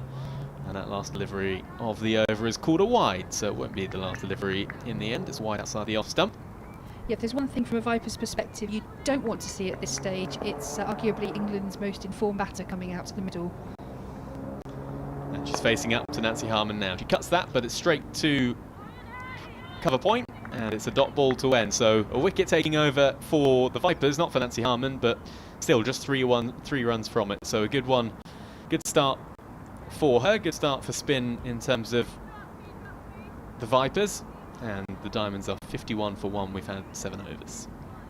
Yeah, Nat Siver had a great winter with England, although England themselves didn't pick up too many wins. He was very much informed with the bat and scored a huge 140 something in the World Cup final. It was only the second best score of the match to Alyssa Healy, who had a match-winning 175, I think. But yeah, very much informed, very, very high-quality player. And yeah, he's out in the middle now with Bess Heath, who's on 30 of 23. So expect to see something from these two if the Vipers can't get another breakthrough. We're going to have a change of bowling from the far end, far away from us, that is. And Georgia Elwes, that I mentioned earlier, who just bowls very stump to stump, very reliable, a very sort of nagging line and length, is coming on to bowl now. She's going to be bowling over the wicket to Heath as she comes in and bowls. That's a full delivery, just driven into the covers for no run. Welcome along to listeners on Radio 5 Sports Extra. If you're just joining us from what has been a busy old afternoon for you at Taunton, so we hear you're with Robbie James and Gemma Green at the Riverside. Southern Vipers taking on the Northern Diamonds in the Charlotte Edwards Cup in the hazy sunshine. Elwes in, that's a full ball, and that's driven down the ground, and it beats the fielder at long on, and it looks like it's going to go all the way to the rope for another 4. That was a good effort there at long on. I can't see who that is, it's very far away from us, but to no avail, and that's another 4 to Bess Heath. Just to update you if you are just joining us, the Vipers won the toss. They were 2 from 2 in this competition so far. The Diamonds won won their first game and lost their second game, so they were 1-1 and lost 1. Vipers won the toss. They managed 126 all out from their 19.5 overs in the end. Elwes in past the stumps, bowls a slower ball, pitched up, and that's driven into the covers for an easy single as Tara Norris picks up the ball and just returns it back to the bowler. It was an innings that got off to a good start for the Vipers. They were 51 for 1 from the power play, but then they really started to falter from there. It was only really England's Danny Wyatt who managed to stick around. She managed 48 from 43 deliveries. Elwes in over the wicket, and that's pitched up almost Yorker length, flicked onto the leg side. Two fielders back there on the rope. They come in and field that cleanly for just a single. And we were treated to a leg spin masterclass, weren't we, Gemma, from Katie Levick, picking up figures of 5 for 15 from her 4 overs. It's the best figures against the Vipers since Catherine Brunn for the Yorkshire Diamonds a few years back in 2018 at York. Elwes in for her last ball, again pitched up, and that's just pushed into the offside. I think the Vipers need to be cutting those off, Robbie. Do you think they've got Tara Norris there who's in off the fielding circles looking to save that one, but they set off and they did get a run there, and that's something that Vipers really need to cut off. Well, dot balls are important, but I think wickets are the gold dust, aren't they? Yep, they absolutely need wickets here, and that's just driven down the ground for a single by Nat Siver to end the over. Diamonds are on 59 for 1 off 8 overs, 12 to go. 69 to win, because as I said, if they can have a few quiet overs, the Diamonds. They can afford to have a few overs as to where they go at 3, 4, 5 and over. If they've still got 9 wickets in the bank, there's no way they're panicking. The only way here, realistically, that the Vipers are making the Diamonds panic is by picking up wickets. So I think it's almost get to that stage where the Vipers will have to gamble, and they won't have to. It might not pay off, and they might end up conceding a few from their overs. But if they could pick up a few wickets, then it's their only way in. Interesting choice here, Robbie, as we see Lauren Bell come back on at this Finchell End Road, Finchell End. Just going to bowl to Nat Siver, who has 2 from 3 deliveries. Bess Heath at the other end, 36 not out, and that's outside the off stump and cut straight to Danny Wyatt at point. And there is no run. There's a deep backward square leg, a deep fine leg, a deep cover, and a third man as well, as we see just a little bit of blue sky to our left-hand side, just over the Don Robson Pavilion, or as I'm going to also call it, the Don Robson Rihanna Pavilion, after we saw Rihanna here at the Men's 2019 World Cup. You don't have to tell me, Robbie, I know all about that. Only young people will know that. Here's Lauren Bell over the wicket, bowls, and she falls over as she bowls there. It's a no ball, signalled by the umpire at this end. So that's going to be a free hit, that's the last thing the Vipers need in this position at the moment. Yep, and the classic double teapot from captain Georgia Adams sort of says it all there. Into the 9th over. 67 to win for the Diamonds. Remember, they knocked out the Vipers at the Ageas Bowl on Vipers turf in the semi-final of this competition last year. In terms of this competition, the Vipers very much looking for revenge. Not going their way as things stand, though. Here's Lauren Bell once more, and that's driven out towards the fielder at deep cover, and they'll come through for a single. 61 for 1. And for the first time today, we can see the castle to our right-hand side. We can see Lumley Castle looking a little brighter. It's nice, isn't it? You're looking at me as if I've made that up. Does it not look brighter? No. It looks lovely, not scary at all. You wouldn't stay there, would you? No. I can do it. I can definitely do it. I can do it.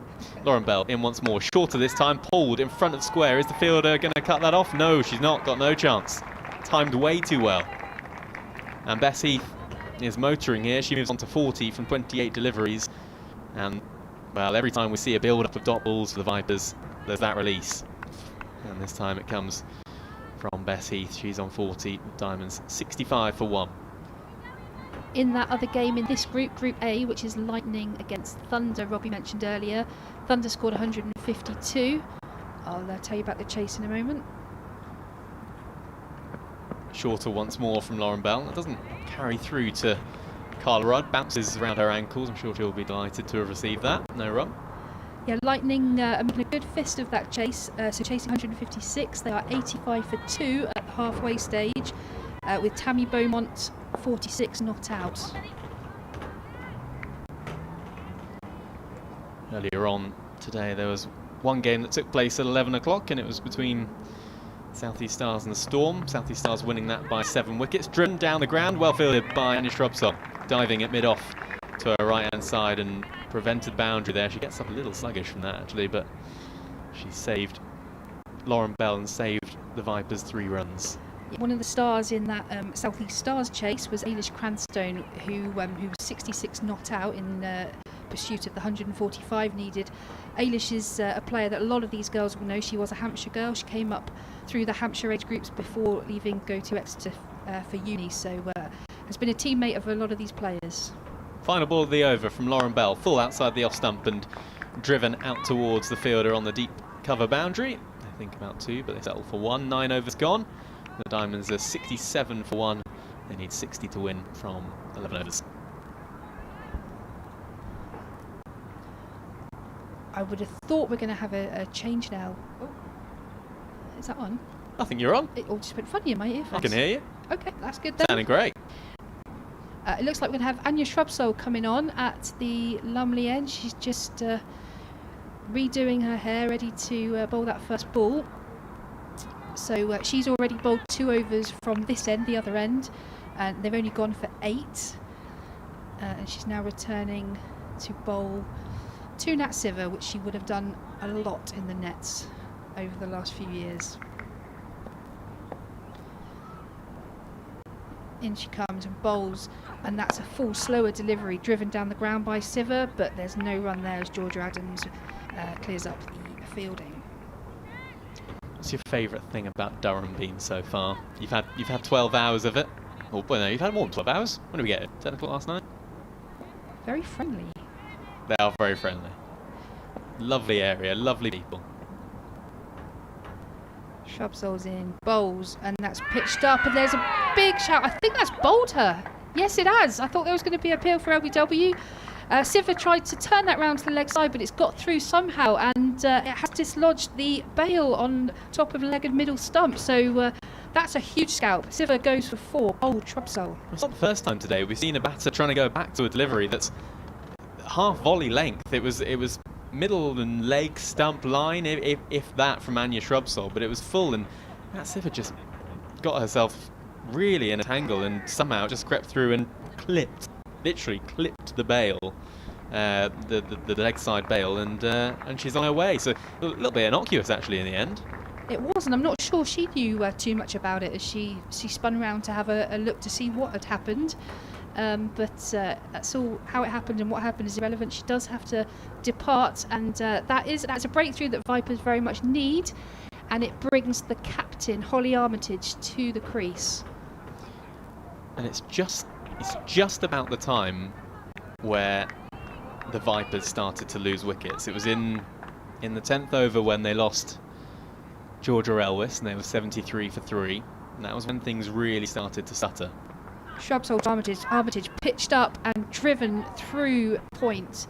There's 1 run there. It's fielded well, just the one. Fielded well by Paige Schofield, who does patrol that area regularly for the Vipers.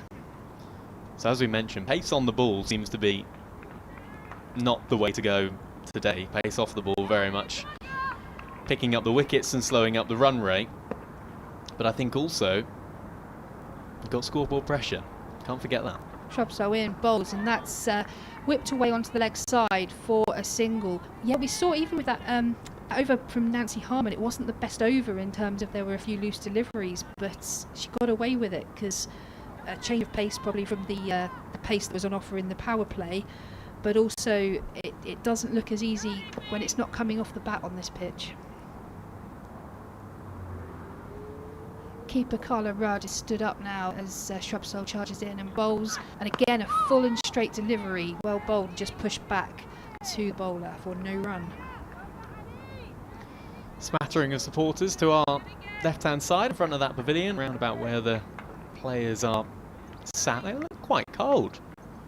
I think it's quite warm and muggy today. There's a few hoods up, which I never really understand unless it's raining. No, I don't know if they just thought the north was going to be colder and they've layered up. Do you think they're Vipers fans?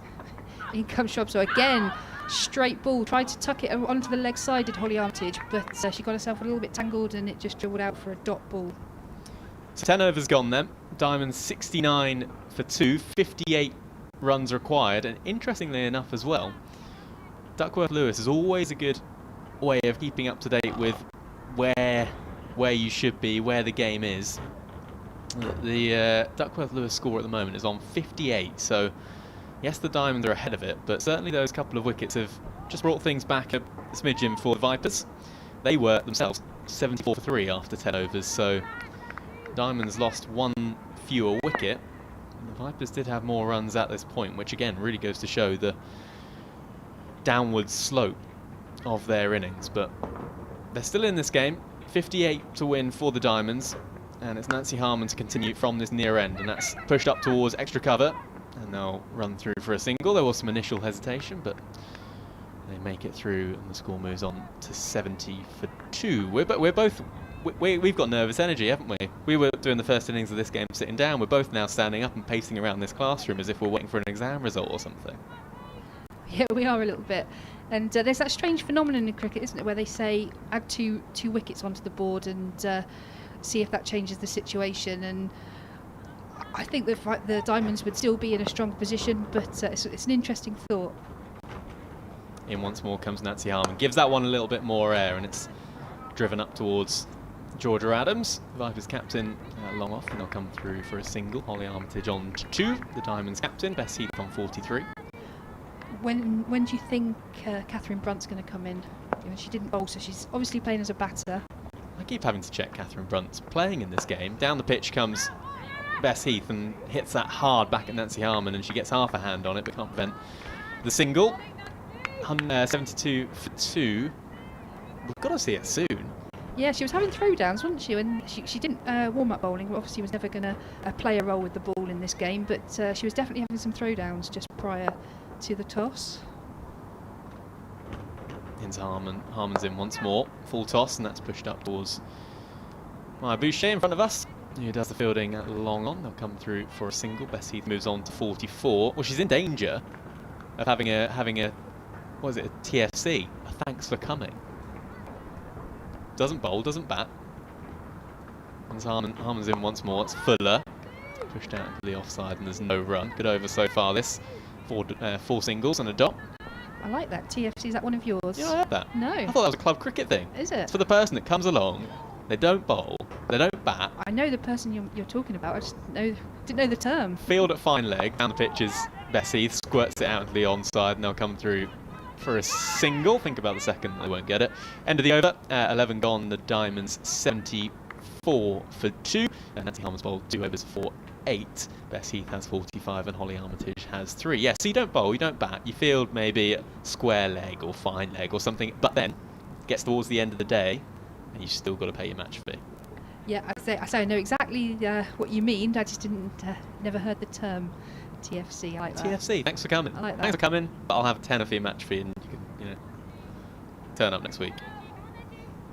I've spent many a day having a TFC. Might be some club cricket around this time. The club cricketers around this time. If you're playing this afternoon, you're in danger of it. Sorry, got Elwes coming on to bowl at the Lumley Road end. That was a dot ball just pushed into the offside. So I was thinking about all the times I've been a TFC. Well, where are we? We're at sort of 4:45. So I'm reckoning club games are probably just starting second innings. So you might just be starting the second innings, and maybe you didn't bat in the first innings. Elwes to Heath, and she's driven that. There's a thick outside edge. It goes to short third man, and they come through for a single. Yeah, maybe you didn't bat. Maybe you were down to come in at 6 or 7 or 8 or something like that, but your team batted well, and you ended up not getting a bat. And you just know that you're not going to get a bowl. There's no chance of getting a bowl. Or maybe you're in the field, and maybe it was one of those days where you just didn't come on. Maybe you're a spinner, and it wasn't conducive to spin, and you didn't get to bowl. And then you know that you're down at the bottom, and if you do come in, your team's going to be in trouble. You're there for the love of the game. Elwes comes in and bowls, and that's pushed into the covers. They will pick up a single there as well, as that beats the infield, but it's cleaned up by Paige Schofield on the boundary. Where in your eyes is that person that's coming along and having a thanks for coming? Where are they fielding? Well, when you say thanks for coming in terms of not batting and bowling, you can have a situation where you've picked someone to maybe play up from your 2s to your 1s as a fielder. As Elwes comes in and bowls, and that's just pushed back to her. Yeah, sometimes when you've got to sort of make up the numbers and you know that person's not going to bat or bowl, you'll pick the best fielding option. So maybe they will play a key role, whether it's a boundary rider or someone in close catching. But if you're talking the sort of thanks for coming that I think you're talking about, it's either mid-on or fine leg. Mid-on? Mid-on. In women's cricket, mid-on is quite often where you hide someone. As Elwes is in, and that's tucked into the leg side. And just a single there taken. Yeah, through mid-on is not generally a strong area for club cricket, for women in club cricket. Don't ask me why. I don't know the biomechanics or the science of it, but it's not an area that many women are very strong through for some reason, and I can't say why. Not so much at this level and above, but certainly on the club circuit, it's a low-scoring zone. Elwes into Armitage, and that's pushed into the offside. There's a shy at the stumps, but she's home and dry, and the ball's backed up by Freya Kemp.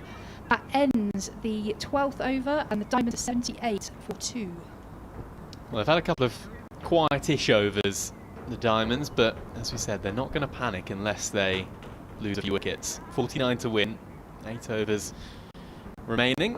There's a little bit more blue sky to our left-hand side begins to appear. Still pretty cloudy to our right-hand side, but it's been a nice enough afternoon here at the Riverside. Weather-wise, anyway, it's been a lovely afternoon here in general, but weather-wise, it's been all right. Just seeing the health club to our sort of left-hand side. It's at third man at the moment. That's nicely lit up. Nice building, very modern.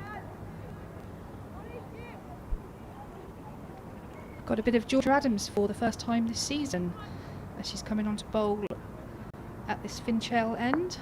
3 fielders out on the leg side, deep backward square leg, deep mid wicket, and a long off in place as well. She's in now over the wicket, driven up towards extra cover from Holly Armitage, and there is no run. Bess Heath has 47. Holly Armitage, the Diamonds captain, on strike.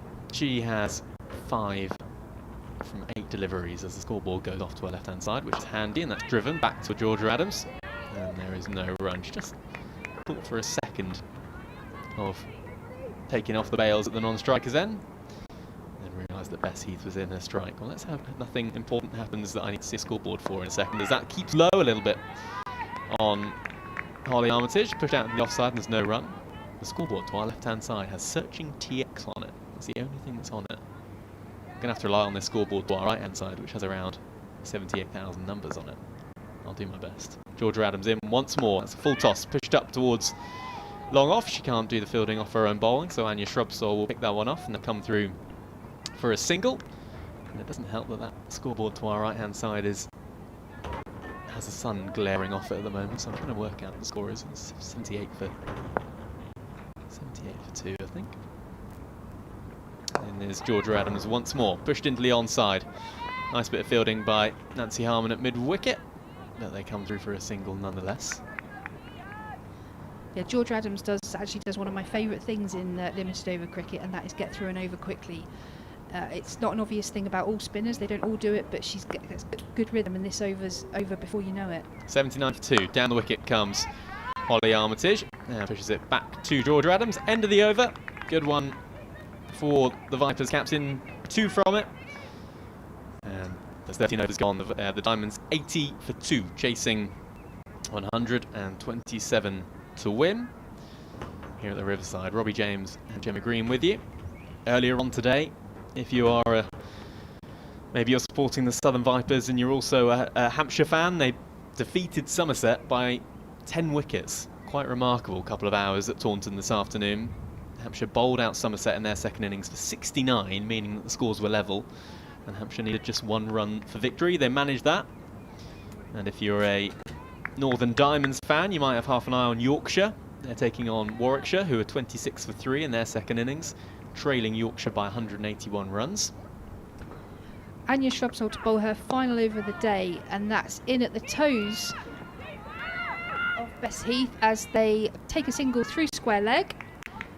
Think about the second, but decide against it. Durham in action as well against Middlesex at Lords. Middlesex 299 for 7, so they trailed Durham by 51 runs in their first innings. Of course, you can listen to every ball of every game in the County Championship on the BBC Sport website and app. Here at the Riverside, it could well be a tight finish in the next, we've got 45 minutes or so, 7 overs. Well, it won't be 45 minutes, half an hour or so of this game. Shrubsole in past the umpire and bowls. That's driven into the covers for no run.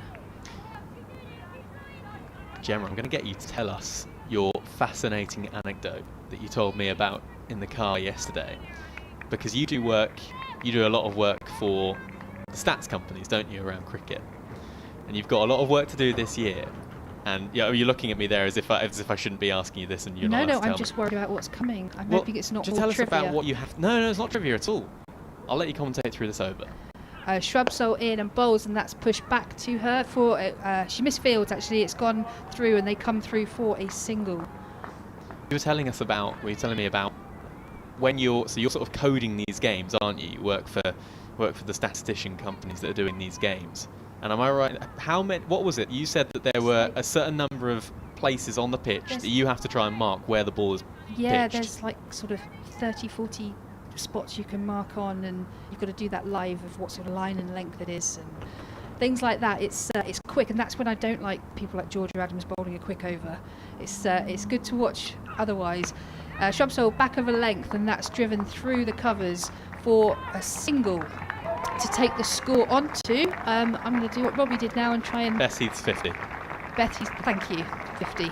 50 for Bess Heath, who teed off from the very first over, still there now, and has brought up a very fine 50. Yeah, 42 deliveries. We still don't have that scoreboard to our left-hand side at the moment, so we're relying on the scoreboard on the stream. But 50 from 42 deliveries. Holly Armitage has 7 from 14, and the Diamonds are 83 for 2. They need 44 runs to win from 38 balls. And Shrubsole to Armitage, that's driven down the ground. They will take a single. There'll be a throw at the stumps. It misses the stumps, backed up by Bouchier. And I think Shrubsole's just got one ball left to bowl of the day. So that blows my mind. 30 to 40 little. You have to try and work out where the ball's pitched live. Yeah, and what it's doing in the air and who fields it. It's a lot to do per ball, but it keeps you awake. Keeps you on your toes. Shrubsole in to complete her spell with a slower ball full toss that's driven down the ground. Again, another shy of the stumps. I think that might have been it for Bessie. She might have been run out there, but it's all might have because it didn't hit the stumps, so it's irrelevant. They're still only 2 down. And Robbie, you're going to have to help me out. The score says 78 there. 85 for 2. So I think the board's been stuck there for an over or so. What does the scoreboard say? 78? Yeah. No, the scoreboard's wrong. One's black, completely black, and the other one says 78. So 85 to 2. 85 is the score. 42 to win. And we have 6 overs remaining. Just keeping us on our toes, man. Keeping us on our toes. Just like that motorbike, wherever that is. Where's that off to? Didn't fancy being in Durham for much longer, by the sounds of this. That castle's now lit up, isn't it? This is what I'm talking about. Look at it, it's glorious. Got the sun shining off it. Fairy tale-like now. Fairy tale-like. You still wouldn't stay there? Absolutely not, no. I don't even know what the stories are, but I don't want to know. You just don't trust it? No. Well, our hotel was nice anyway, wasn't it? By the water. Very nice, very modern. No ghosts that I'm aware of. Well, you didn't hear some of the stories at the bar from last night. Anyway, a little bit of conversation taking place between Georgia Adams and the 2 umpires, I think probably over the lack of scoreboard, which we now have back. Welcome back. Lovely to see you. Electronic scoreboard to our left-hand side, situated between the health club and that pavilion. The Don Robson Pavilion, which is to our left-hand side. Takes up a good portion, actually. It's a long odd pavilion. Pretty much goes from where we are behind the bowler's arm, or there or thereabouts, out towards deep backward point probably, and that's cut straight to the fielder, and Nancy Harmon has a wicket, and it's Holly Armitage, and that was slower, and that was thrown up in the air a little bit more, and it did bounce. It got a little bit big on Holly Armitage, went to cut it and got a thick, really thick outside edge, really got nothing of it, and it went straight to the fielder, which was Anya Shrubsole at cover point, and the third wicket goes for the Diamonds. So they lose Beth Heath. Sorry, this scoreboard really is having a meltdown, isn't it? They lost Beth Heath. She's gone for 51. Played well. 51 from 44 deliveries, and the Diamonds are 85 for 3. They still require 42 runs to win from 35 deliveries. And for a second, just as that wicket went down as well, we should be talking about the cricket, and we will talk about the cricket, but can we just take a moment to appreciate the fact that that scoreboard, that electronic scoreboard that suddenly came back, then as soon as that wicket went down, it randomly came up with a photo of a cricket ground under floodlights. It did, which was more pleasant than the plain black screen. It was lovely. But just as unhelpful. Not quite what we needed, was it? Anyway, the Vipers have an opened up, because Bess Heath is out, and the new batter is really testing us this. The new batter is Abby Glenn. She's going to face up to Holly Armitage. Here she is now. Score on 85 for 3. As that beats her. Beats everyone.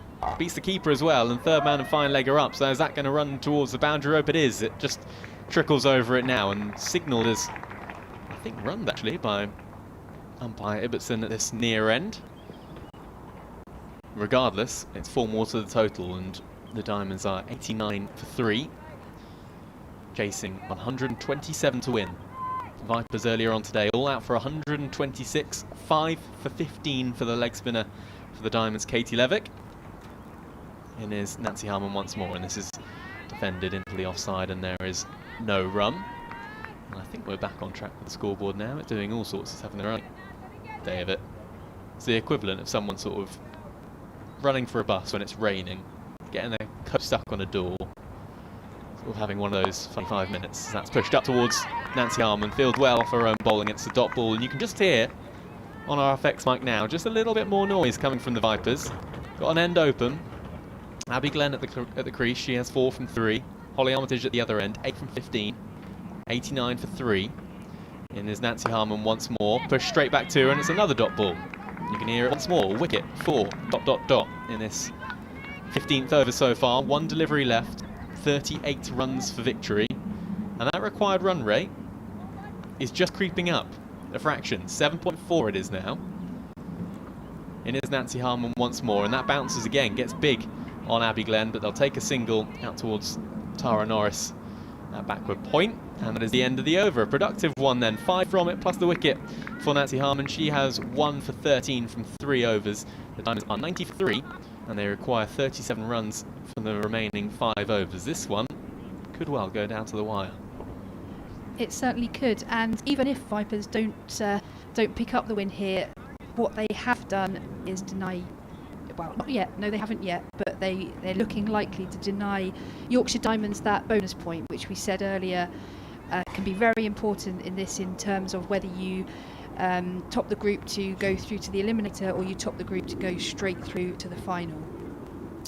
So we've now got Elwys coming back on at the far end, the Lumley Castle end, away from us, and she's coming into bowl to the new batter Abby Glenn, and that's whipped through legs, well, attempted to whip through leg side, play and miss. I think it hit her high on the leg. No appeal for LBW, it was always too high, but most importantly, another valuable dot ball as we're in the final 5 overs here. And in amongst this, nice to see Abby Glenn featuring for the Diamonds.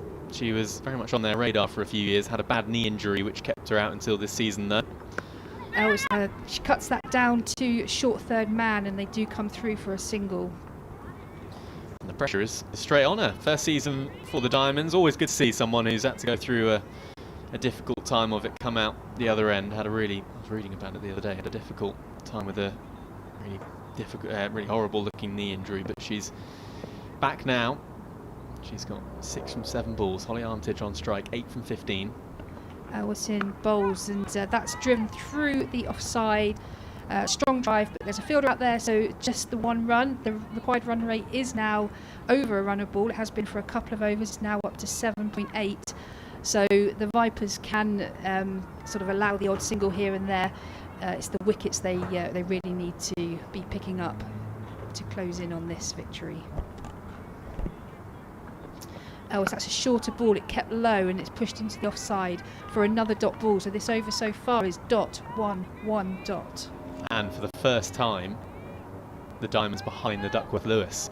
Duckworth-Lewis score is 94, Diamonds 92 for 3. Not going to get rain, but it's just a good indicator.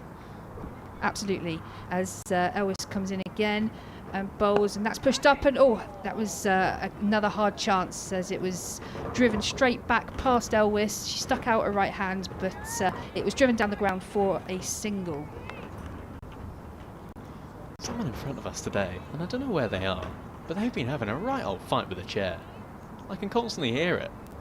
Don't know what they've been doing. They're trying to move something. They're just down in front of us, in front of our classroom. They'd be distracting in the maths lesson if we were here on a Wednesday afternoon. It's a full ball, a slower ball driven down to long on, and that will be another single to complete the over. So a really good over. When the required run rate's now over 8, that over went for just 4. Diamonds are 94 for 3 off 16. Yeah, 8.3 the required run rate now, 33 runs for victory. And you must remember as well that first over for the Vipers, Lauren Bell bowled it, went for 19 the first over. So when you're defending 126 and it goes to 19 off the first over, it's not an ideal way to get away. So They very much pulled this back. Welcome along to listeners on BBC Radio Solent. You join us with the Diamonds 94 for 3, chasing 127 to win against the Southern Vipers. The Vipers have very much pulled this back, and it is game on, 33 to win. We have Georgia Adams coming in from this close end to us, and she's bowled to Holly Armitage, who nudges it back to her, and there's no run. The Diamonds were very much cruising in this game, bowled out the Vipers for 126, and it's all of a sudden game on. A few wickets and a few quiet overs, and that run rate is just creeping up as Abby Glenn gets a single, Holly Armitage gets a single down towards long on, and it moves the score on to 95 for 3. 32 to win. The required run rate now 8.7 for the Diamonds. Very similar complexion of the innings to that of the Vipers, as this is pushed up towards the fielder at mid-off, who is inside the circle, and there is no run, so we have .1 so far in this 17th over. 95 for 3. It is the Vipers captain Georgia Adams once more, and that's pushed out into the onside, and they'll think about coming back for 2. It's well fielded by Maya Boucher in front of us, who prevents the second, and she gets a little high five from Danny Wyatt, who came in as well from deep mid-wicket. Score now 96 for 3. 31 to win from 20 deliveries for the Diamonds. As back goes Holly Armitage, she's on 11, pushes out on the offside, and they'll come through for a single. Yeah, so the Vipers, if you are just joining us, the Vipers got off to a great start after winning the toss and batting. They were 51 for 1 after the power play, but then they slipped to 126 all out, as that's pushed up towards extra cover, and there's no run. And that's another successful over for the Vipers, just 3 runs from it. Georgia Adams has been good, 2 overs for 5. She is bowled, and the score is 97 for 3. 30 to win from 3 overs. That run rate is now 10 runs and over. So 51 for 1 the Vipers were. They then slipped to 126 all out, thanks to Katie Levick, the leg spinner for the Northern Diamonds, picking up 5 for 15. And it was only really Danny Wyatt who contributed with a real significant score. She managed 48 from 43 deliveries. And the run rate was just 6.5 runs and over for the Diamonds. And they've just lost a couple of wickets in the last few overs or so, but they are only 3 down, so they've got wickets in hand. But that run rate now is up to 10 runs and over. It's been some economical bowling from the likes of Anya Shrubsole, and they require 30 from 3 overs. And you're with Robbie James and Gemma Green. Elwes coming in to bowl her 4th and final over, and that's pitched up and driven down the ground for a single.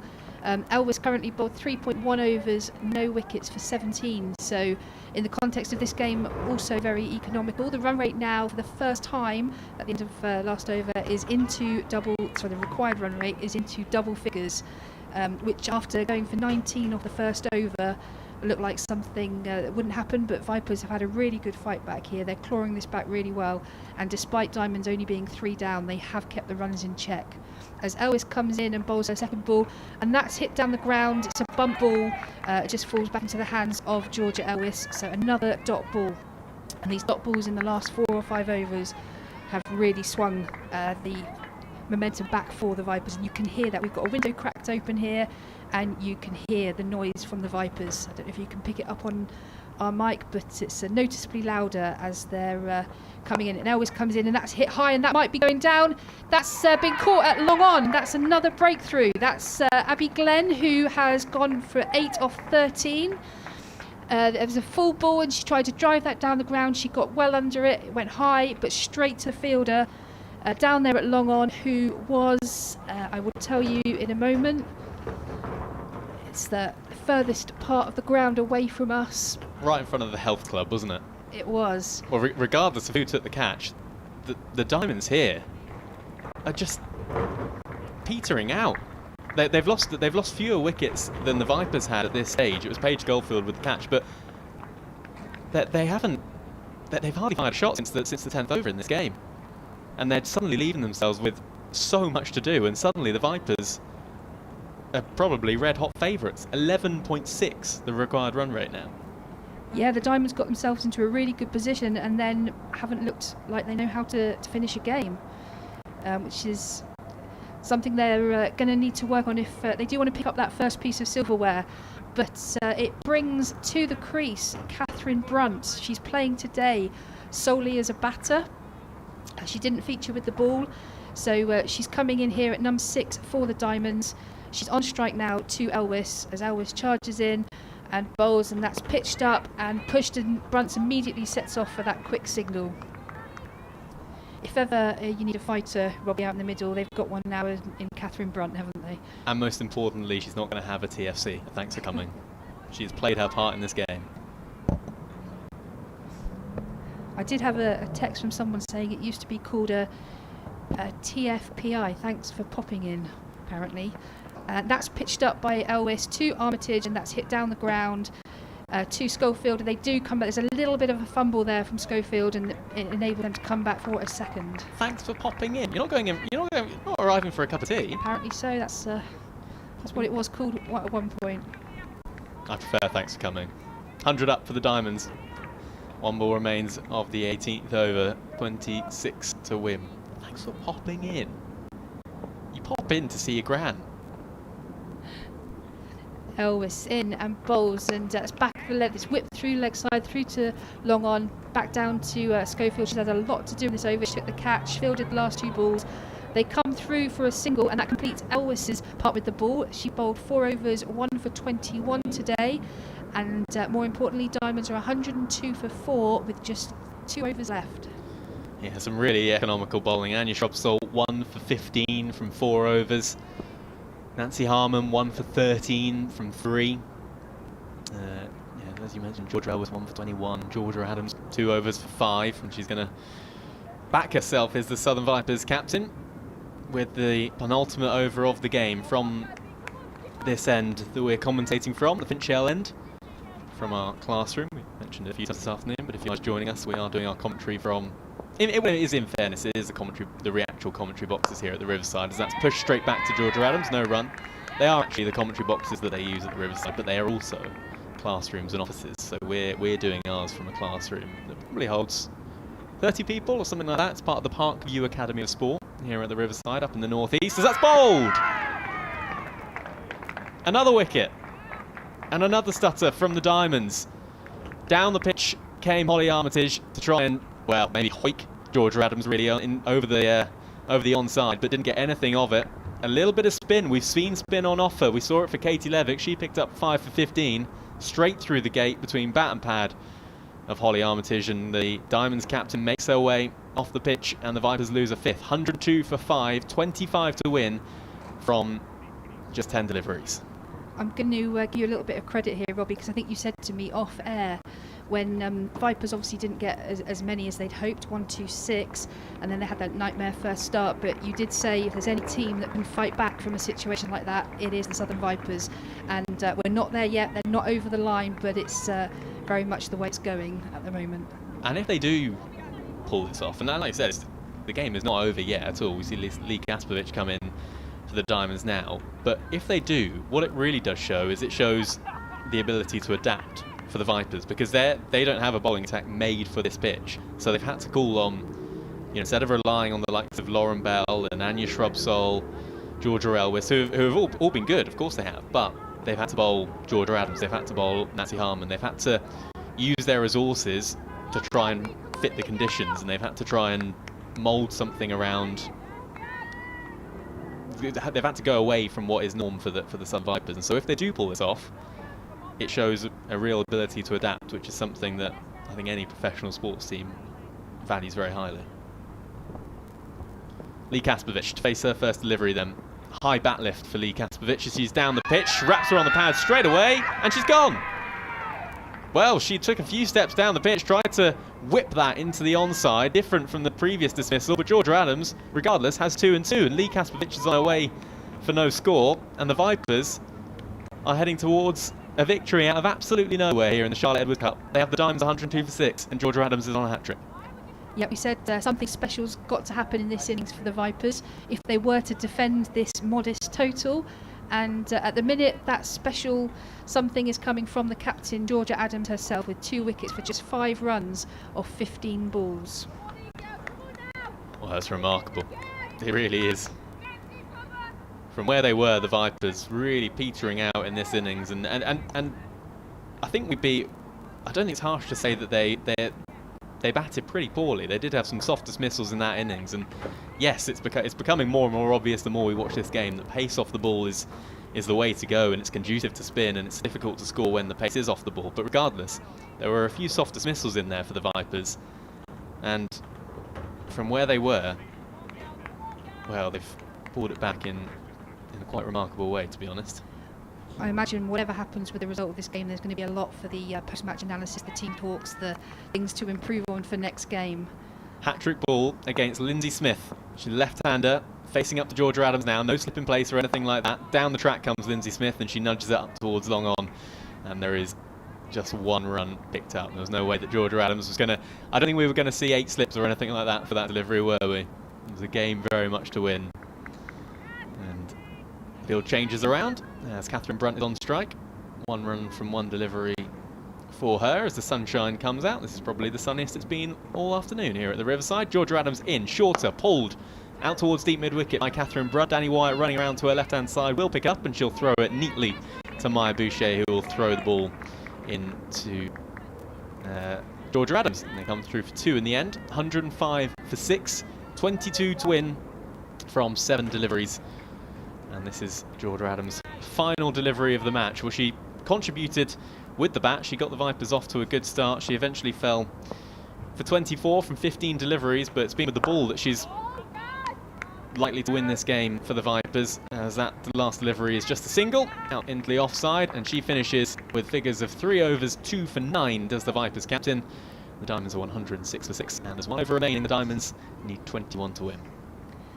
Yeah, we said the Vipers have adapted well to the conditions, but the Northern Diamonds, are going to be kicking themselves because they were very much in control of this for the first half of the innings. For the first 10 overs, they were absolutely sauntering after that incredible first over that went for 19. But now here we are in the very, very last stage of the innings. They find themselves needing 21 to win off the final over, which would be out of context of this game to have an over go for 21. So yeah, they've let it go a little bit, haven't they?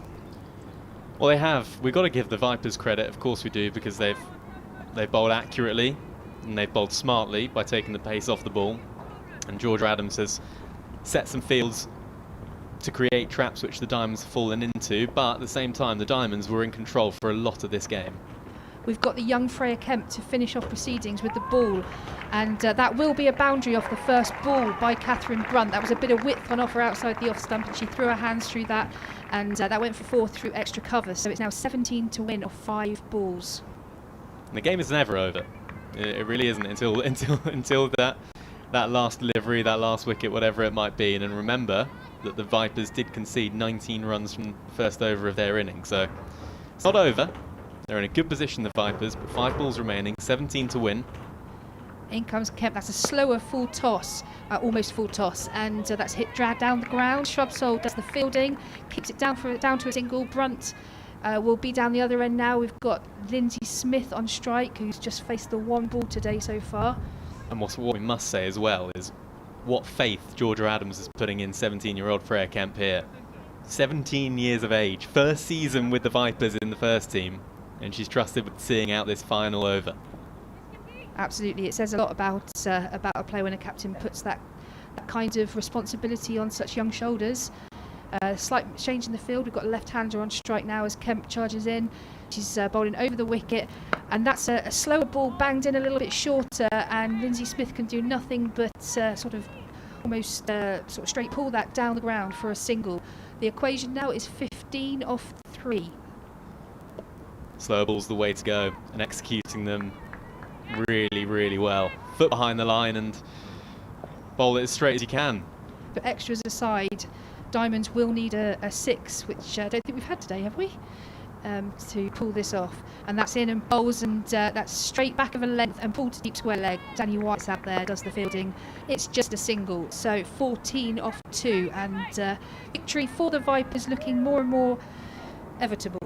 Yeah, and Catherine Brunt is furious with herself at that non-striker's end. That ball was short and it did sit up, but as we found out all afternoon, when the pace is off the ball, it's difficult to score. But she's at the other end now, just rehearsing that shot, and well, Catherine Brunt is ticking.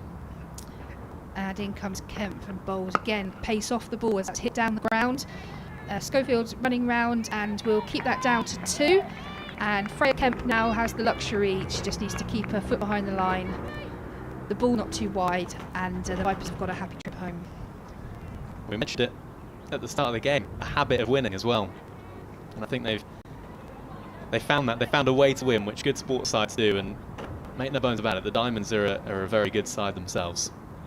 Here we are, the last ball of the match, and it's middle stump out the ground. Freya Kemp finishes proceedings with a wicket, a well-deserved wicket. She's bowled really well. She's 4 overs, 1 for 30. She did bowl an over or 2 in the power play when Yorkshire Diamonds were teeing off, but she's pulled that back beautifully. She was given the responsibility of the final over, and she's bowled Lindsay Smith for 4. Well, there you have it. What a result in the end for the Vipers. If you're a Diamonds fan, you gutted, because for so much of that game they were controlling it. They bowled out the Vipers for 126, but they weren't able to capitalise on that good first half of the game. The run rate was 6.5 and over the required run rate for the Diamonds, but they end up on 115 for 7, so they lose this game by 11 runs, and it means that the Southern Vipers continue their unbeaten run in this competition. They are 3 from 3 ahead of their next match, which is a week on Sunday. They take on the Lightning at Trent Bridge. As for the Diamonds, they are at Headingley against the Thunder a week tomorrow, and both sets of players in the sunshine, more sunshine than we've had all afternoon here at the Riverside. They walk off and shake hands now, and the ground staff come out and thank the umpires for their help this afternoon and begin their preparations for the next cricket here at the Riverside. But that is how things end. The Diamonds 115 for 7 in the end from their 20 overs. The Vipers win this game by 11 runs, and they continue their unbeaten run at the start of the Charlotte Edwards Cup, looking to go 2 better than last year. The Southern Vipers, they are 3 from 3. And thank you very much to Gemma for your company this afternoon. We've had Gemma Green with us, and on Radio 5 Sports Extra right now we'll hand you back to Kevin House. And on BBC Radio Solent, thank you very much for your company this afternoon as well. We will have reaction, of course, on our Twitter feed at Solent Sport for the latest. I'll hand you now back to Kane Reeves. Yes.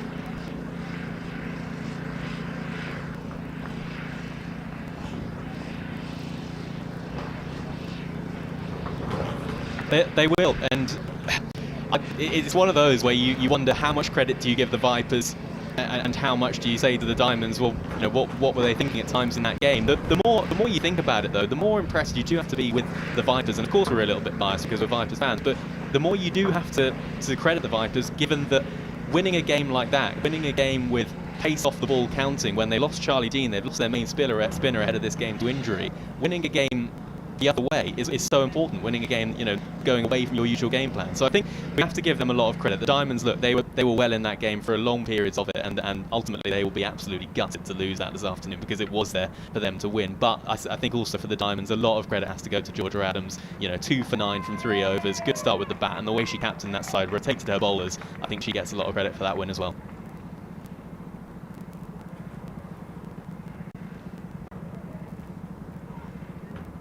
Yeah, it absolutely was, and I think if you're going to win competitions and you're going to win trophies, you're going to have to win ugly at times, you know, and you're going to have to get into that habit of winning. You know, I'll go and chat to the Vipers in a bit, and I think that's the first thing I'm going to ask them. You know, winning is a habit. It's a really strange sort of